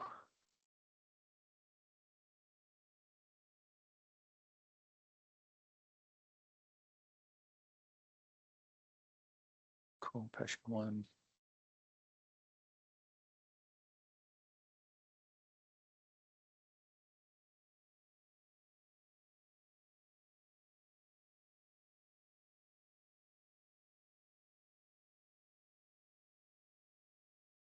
format. Something's wrong with that format. But you see, you can send it that way, and you can also send it, if I can get a nice time series example from the other document, my Shutter document. See if it has a time series. Control find. Stamp time series. Time series. Here we go.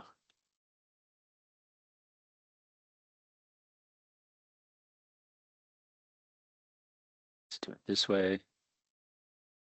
Cool pressure 1. So I found a Shutter example. Okay. Cool pressure 1, there's 10.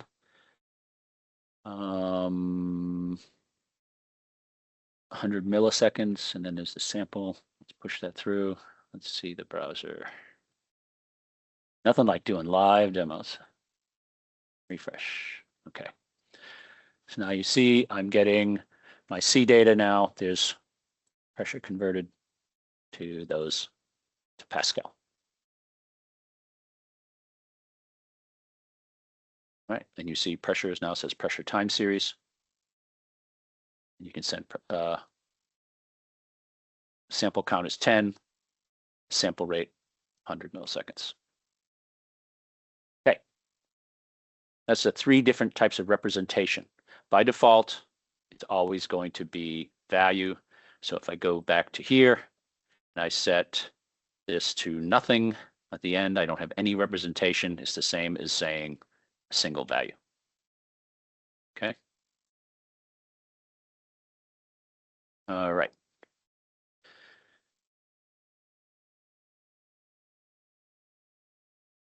So we talked about samples, events, and conditions.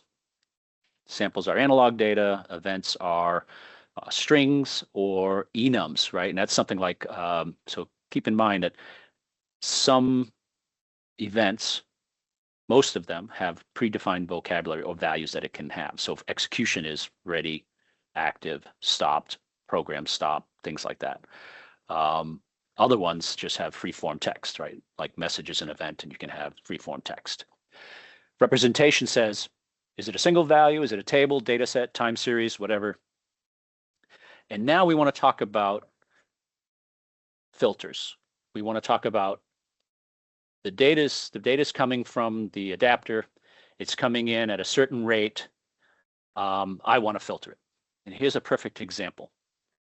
I have, and we're going to go do a demo of it right now. I have,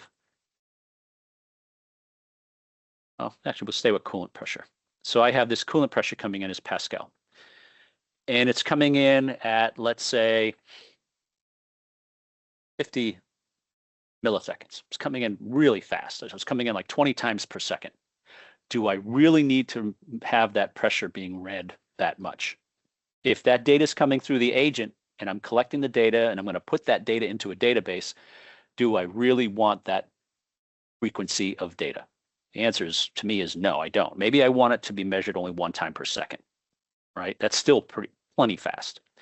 So what I'm going to do here is I want to create a filter for this data item to say, I know you're getting data really fast, but I want you to take a sample once every second of that data coming in.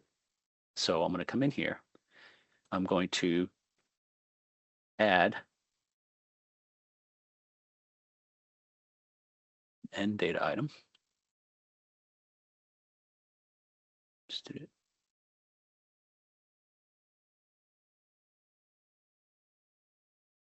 And here we go, end data item, put it in there. So I basically opened up my data item, right? And I can provide parameters in here. And what I'm going to do in there is I'm going to say, I want to come in here and I want to put in some filters. So you see I have constraints, I have definition. We talked about definition, right? So if I have a table, I can put a definition here of that table and say what those columns are and give it more context. We can have relationships, which I'm probably not going to talk about. We have parent-child relationship type things that we can do. But you see this filters. This is going to help me control the data that's coming through. So I'm going to say I want a filter. And in that filter, actually, I'm going to right-click and I'm going to say Format Document. This is what that format does for me.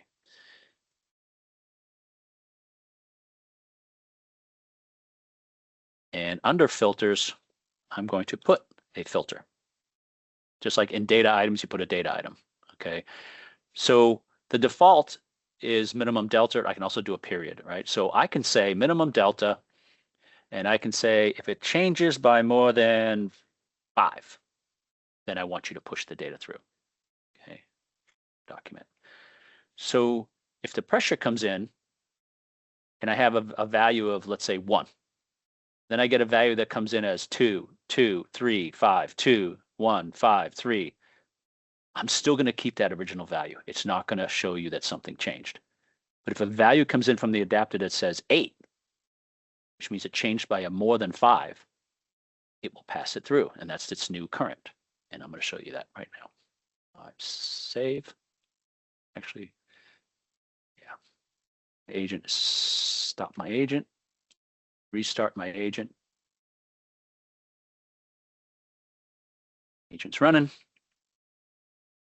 Let's say coolant pressure. That's a value now. So I'm going to say coolant pressure is 5. If I look at my browser, the current, hit go. Coolant pressure is converted. Actually, this whole conversion thing is killing me. Stop the agent. Let's change this so it's obvious. Let's get rid of the native units so we don't have any conversion. We'll just assume that I'm outputting in Pascal natively out of the adapter. Okay, I'm going to restart the adapter or the agent. Agent's running. So now I'm going to come in here again. I'm going to say coolant pressure is 5 here and hit refresh. So you see the value of 5 now. So I'm going to push it a value of 6. Now you see in the output, you don't see what those deltas are, right? You don't see the filter. The only place you're going to get units and filters and such like that is if you do a probe command and get the device file. So there's 5. I come in here and say 6. I'm not going to see 6. Refresh. You still see 5 because I'm filtering it. So I could have data coming in every 10 milliseconds. But if this value doesn't change by at least 5, my base value doesn't change by at least 5, it's not going to update the agent. Come in here and I go to 7. Same thing. No change. It still says 5. But if I come in here and say 77, it's obviously changed by 5. I'm going to get 77. This is one way to control how that information comes through. Lets you throttle it, control the amount of data coming through. And now this is the case where the adapter's pushing more data than you want coming out. And in some cases, sensors just output 8 decimal places, like temperatures, 8 decimal place. So can you imagine a temperature sensor sitting there changing out of the 8th decimal place? That's an event. That's going to be that adapter is going to be pushing you. Hey, it changed. I'm sending you data. You don't need that. I want to know when the thing changes by 1 degree. Okay, or half a degree, or 0.1 degree, and you can control it here and that. Another example of this, if you're in the machine tool business, is you see a machine sitting idle, a vertical machining center or horizontal machine center, it doesn't matter. And the spindle, the z-axis load or the y-axis load, wherever the weight is on, you see the load jumping, right? Every time that number changes, it's sending you data. So a lot of times you're going to see on like axis load, there'll be a filter, or you can add a filter to say, hey, don't fill up my buffer. Don't give me all of this data and fill up my database with a load that's changing every second or half a second is changing by a value of 1%. I don't care. If it doesn't change by more than 5%, don't report it. Don't send it to me. Okay. So Neil, a quick question on that. Yep. As an applications developer, we manage that on our products. So we want all the data. And then the data that doesn't change, we just let flow through and fall off on our level, and we only record in our database. When we have that same type of filter in our database, by filtering it at this level, you're actually lightening the load on the adapter and agent, correct? You're lightening the load on your client app. What isn't being lightened is the data coming across the network, right? Okay. If that adapter is pushing so much data to the agent, especially if the agent is not on the machine, that's a lot of data coming across the network. So Some adapters, they allow you to configure and say what you want the polling on the machine to be. You know, for state information and machine utilization, 4 seconds is plenty fast. Right. If you're looking at analog data, yeah, you probably want, you know, 1 second or faster. So it really depends on who wrote the adapter. If they're treating it independent, like analog values independent, and being smart about it, like temperature or coolant, you know, I don't care if it doesn't change a half a degree, that's fine, right? But you might want to look at current on a motor for maintenance purposes, and you want a higher frequency data. And if the adapter doesn't output it, you're not getting it. I have that situation with some machine tools where they give you data once every couple seconds or 4 seconds, and you know, I want, you know, 100 milliseconds, every 100 milliseconds or half a second. I want more resolution to graph it, and you can't. So yeah, there's throttling at every level, and whether the data, there's enough data there or not. If you're implementing a sensor package, be smart about it. Only send the resolution that you need, or maybe a little faster than what you need, and you can filter it there. Some people say, I want all the data. Give me high frequency, I want all the data. I guarantee you're going to feel it on the network if you're sending that much data across the network. So be smart about it. Get the resolution. You know, you want it to be fast enough, but not too fast, right? Maybe it's a little faster than what you asked for. That's fine, but don't get ridiculous and say I need data every 10 milliseconds for every data tag. That's just ridiculous. Great, thanks. Yep. Okay. So that is one way of doing a filter. Stop the agent. Go back to here. Instead of doing type minimum delta, I can do type period. This is a time period. Okay, so I can say every second, give me a reading. So the adapter's outputting data every 50 milliseconds, and I say, you know what? 1 second is plenty fast. So I put period 1. Doesn't matter if the value is changing by 100, doesn't matter. It says every second I'm going to grab a sample out of that data coming through, and it's going to push it through as a change, as an event. Okay, so you have filters, you have time, delta, and you have period. Minimum delta, and you have period. That is what filters does for controlling flow. The next thing is discrete. So I'm going to get rid of this filter. Close this.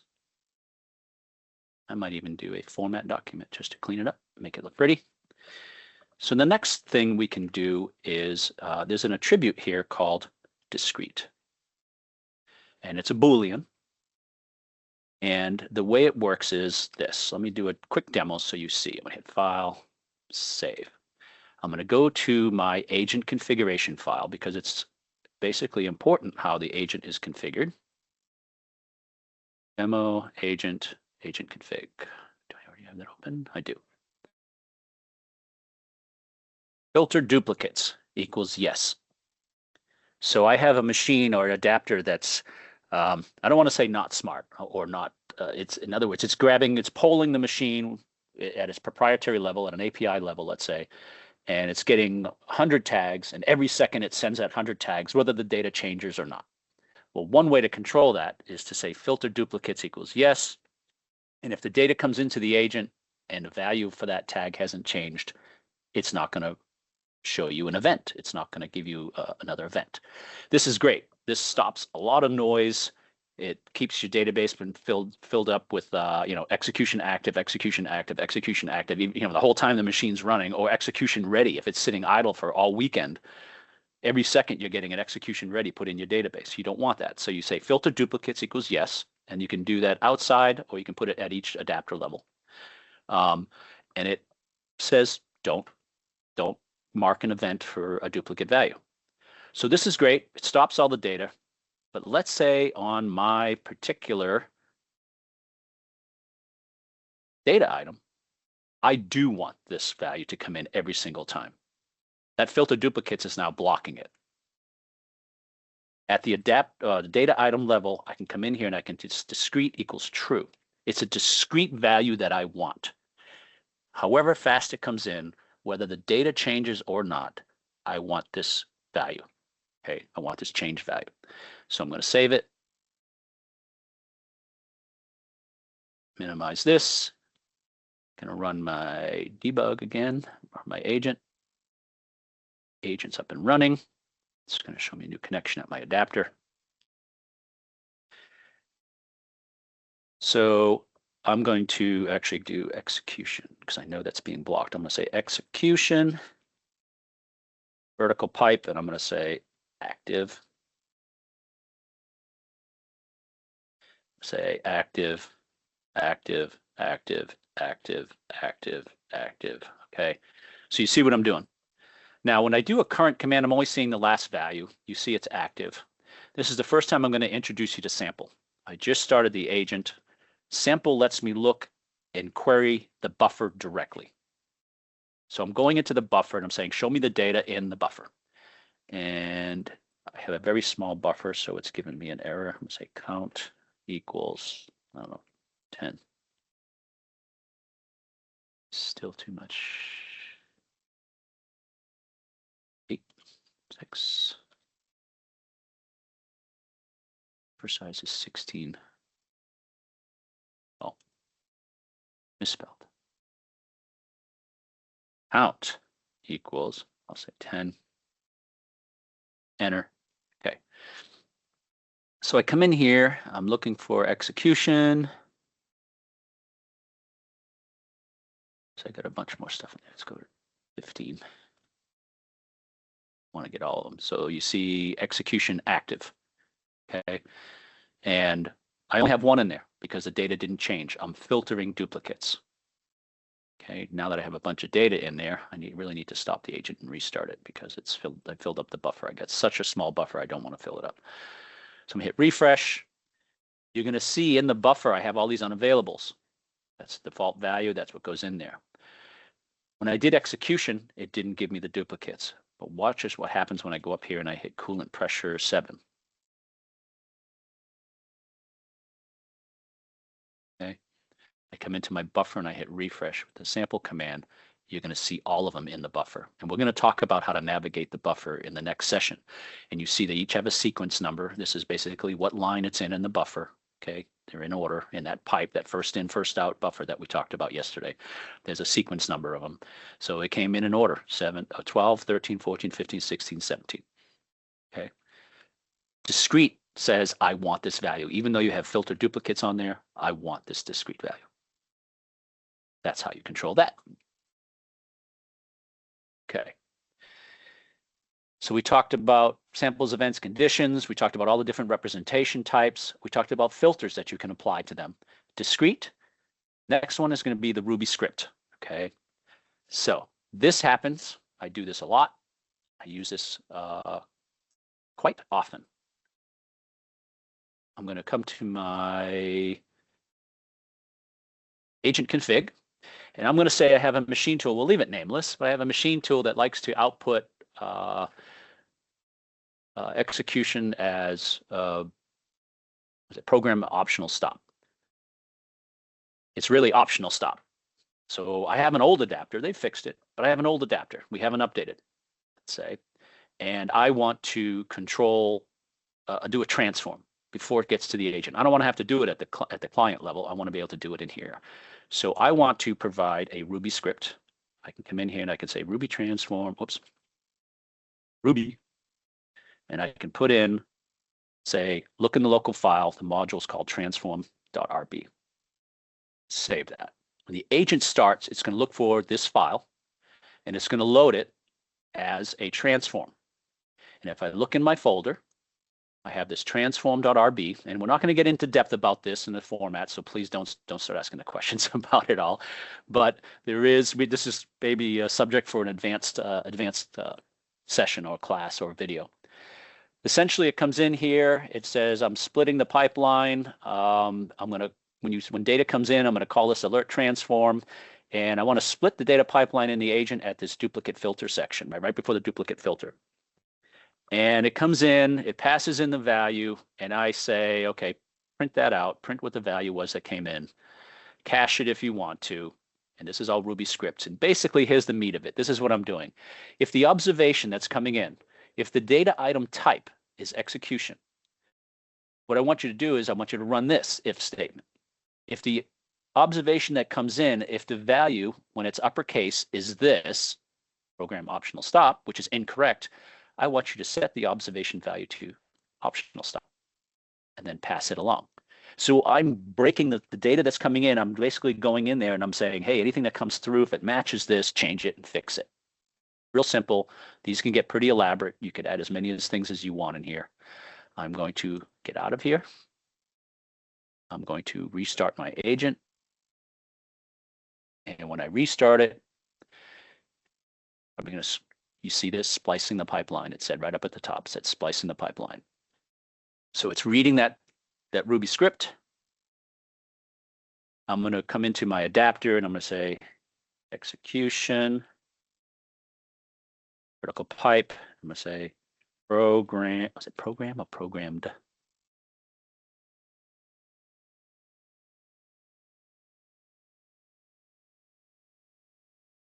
Say program option stop.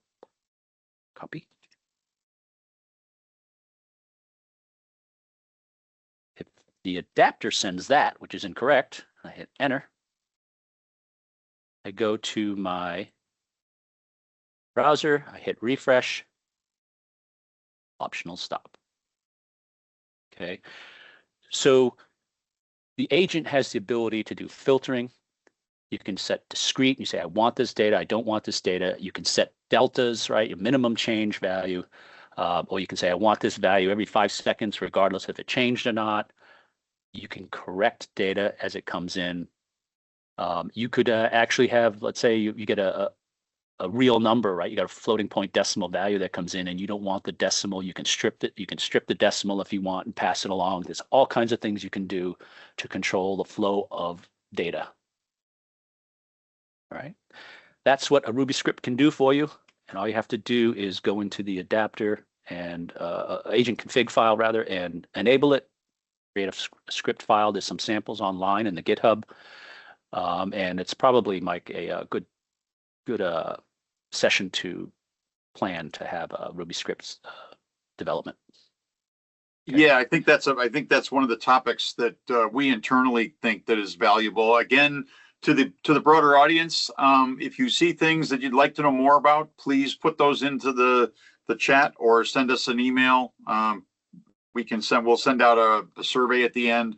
We want to know what additional topics you'd like to see more of, and we will get those addressed in the Education Working Group. If you'd like to join the Education Working Group and become part of the team to help us decide what we want to present to the broader audience, we welcome your participation. So. All right, just 2 quick things we need to cover, and then we'll be done. We're going to talk about compositions and specifications. Okay, so let's say I have my devices file, and I have, oh, this would be perfect. Yeah.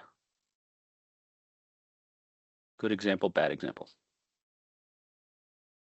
Hit Control V. I'm going to call this coolant pressure 2. I have 2 independent sensors, let's say 2 independent readings that are coming in. They're both pressure. They're both discrete, whatever. Sample, right? They're analog values and they have the units of Pascal. When I get data coming in, how do I know what pressure is? I'm going to get values back as pressure, right? I'm going to get 2 elements when I do a current command. I'm going to see pressure and pressure. Just to exaggerate. On the agent, a current, and you're going to see pressure and pressure. I got 2 pressures. What do they belong to? One of them might be, they could be in the same tank. They could be in individual tanks. I have no idea. Okay. Another example of this being a problem is, let's say, temperature. I love using temperature. This is a good one. So I have temperature in here. It could be temperature. In fact, we'll leave it pressure, but let's say it's assume it's temperature. I have 2 different temperature readings. Doesn't matter. what do they belong to? Okay, so what we do here is we come in and we say, I want to create a composition. What makes up this coolant system? And like I said, this is where it's a bad example. I have compositions, and I'm going to give a composition. Is there a pump, maybe? Yeah, that's a good one. Say type equals pump. Say, what was that?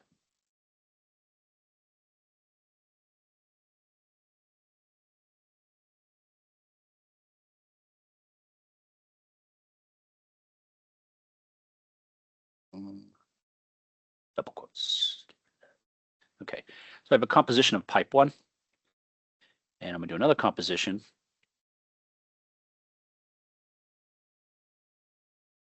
Maybe this is, it's a bad example, but type equals, let me find something else.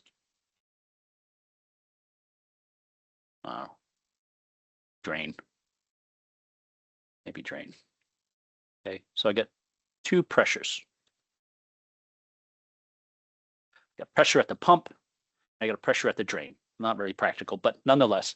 So this coolant system, when we define a machine tool, right, we say, okay, I've got a machine, I got a device, I have axes, I have linear axes. Underneath that linear axis, I might have a ball screw, I might have a motor, I might have, linear guides. Well, I don't want to go in there and define all of those independently, and I don't want to go in and put 3 data items in there. It makes this hierarchy really, really deep. What I'm saying is here, I could say coolant system is made up of a pump and a drain. Okay, that's all that does. I'm not going to define the drain any more than I have right here. I don't need to. I don't want to. I can if I want to. But I'm going to say, you know what? This coolant system is made up of two pieces, 2 physical components, a pump and a drain. And what I can do is I can come up here and I can say this reading comes from pump 1. It's the composition ID. This reading comes from the drain. So now what I just did was I made the 2 individual temperatures for coolant. I gave them some more context. I said one of them's for the pump, one of them's for the drain. The other way I would have to do it is I would have to put a components bucket in here, another component in there called pump, another component called drain. Underneath that, each one of those I'd have to put data items, and in that each data item I'd have to put one of these temperature data items. Right, so I'd have to model it really, really deep. I don't want to have to do that, so I just simplify it, and it allows me to reference it here at the data item and say, this is part of the pump, the other one's part of the drain. Okay. Neil, does it matter where that comes in the actual hierarchy of what you just added? You added compositions after the data items. You see it's in the coolant system. It's part of the coolant system. So I have data items and I have compositions for that component. So it basically, you don't want to go further in the hierarchy and go deeper and define all those things individually. You can just give a name of them and it lets you reference it here. And those data items that are part of that same component, coolant. Got it. Okay. So that's a way of distinguishing them. Another time I usually use them on axes, on linear axis. I'll say I have a composition of a motor and a ball screw, and I have 2 temperature sensors, and I put composition here of motor and ball screw. And it keeps them so you can tell which one temperature belongs to what. Okay, that's compositions. The next thing we're going to talk about is specifications. And what specifications does is it allows you to define in this metadata, in this device file, either at the device level or at the component level, what the specifications are. So for example, I could come in here for coolant. Before I get into data items, I believe I'm putting in the right place. Configuration, put in specifications. And then here, I'm going to define a process specification, or basically a basic specification. I'm going to call this pressure spec. Okay. I'm going to say type is same types, pressure. Okay. Why would I do that? Because I might want to come in here and say my maximum pressure is 300. My minimum is 10. My nominal is 150. Okay. This doesn't affect the data coming through. It doesn't change anything. It doesn't transform anything. What this does is it tells the client, this is the expected range, the expected nominal value, and you can do whatever you want with that data. But this is what the spec of this pump or these pressures are. Okay. You can also put upper warning, as you saw, you can put warnings in here. You can say upper limit, lower limit, upper warning. So it's metadata, it's information that you're providing when you do a probe. You get that data, and if you want to do preemptive diagnostics and you want to say, well, what's the normal range of this pump or this pressure, right? This is what defines it. Now, you can do this at the component level, the coolant. So this belongs to coolant system. I can also come up at the top here, way up, and you see here's my device. It does a description. Before I get into data items, I can come up here, and for the device, I can say, give me a configuration. I want to do specifications, and I want to define a specification for this machine. Okay. Let's see, type OEM. I always forget what these are. I use these every day. I'm going to say type equals, let's see, O.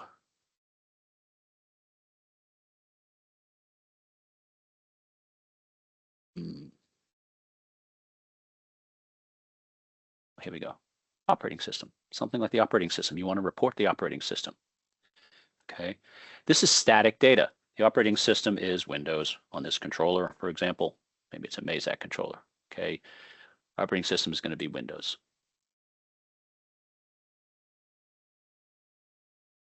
Actually, it's a subtype.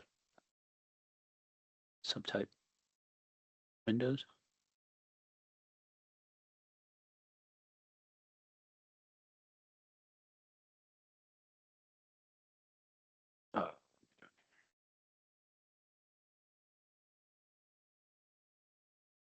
And that's a bad example, not operating system. It would be, that's a tag type. I'm trying to think of what it would be like for an axis. It would be length. All right, I do type length.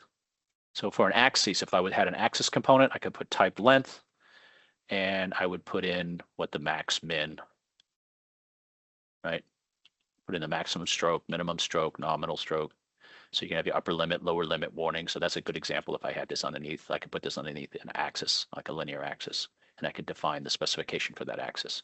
Okay, so configuration, specifications, and you can define a whole slew of specifications for the machine and capabilities of the machine. And that's a whole another deep section to go into. But specifications, you can define what you have for what the specification of the machine is.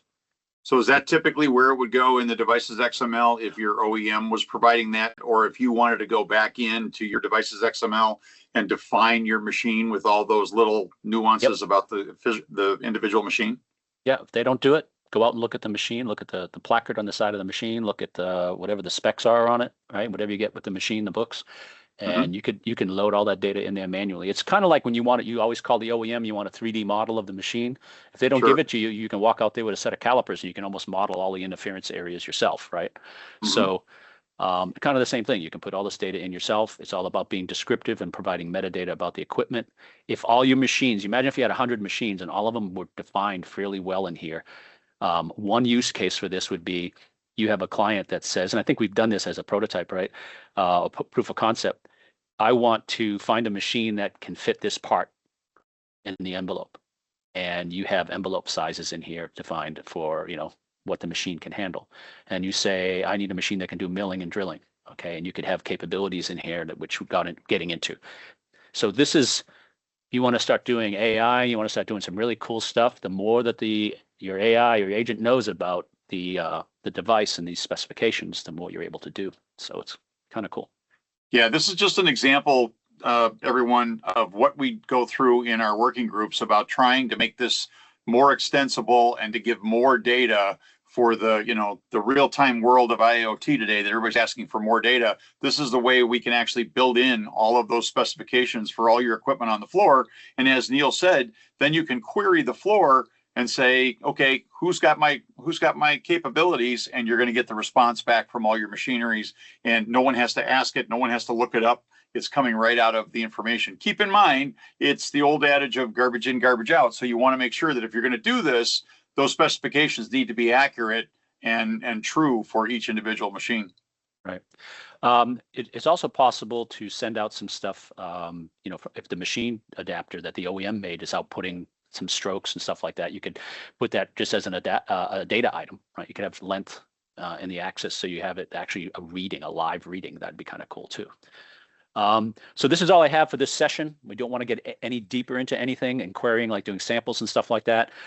Just to pitch the next session here in a little while, we are going to start querying using the sample, the proper way to do it, the bad ways to do it, or inefficient ways to do it. Something I haven't, and I've deliberately skipped, is the name attribute. Okay, we're going to talk about the name attribute. That kind of, in my opinion, gets misused a lot. We're going to talk about the do's and don'ts and why it gets used a certain way. But yeah, it's going to be a good session. And I'm going to stay available here. We're going to answer any questions that come up. And thanks for attending. Thanks, Neil. This was a great session. I hope everyone got something out of it. I learned a few things myself. So this was awesome. And our next session will begin in a little over an hour. Again, timing wise, we're looking at 1:30 Eastern time, 12:30 Central. If you've signed up for it, you should have your invite for that one. And look forward to seeing you guys this afternoon. Thanks. Thanks, Mike.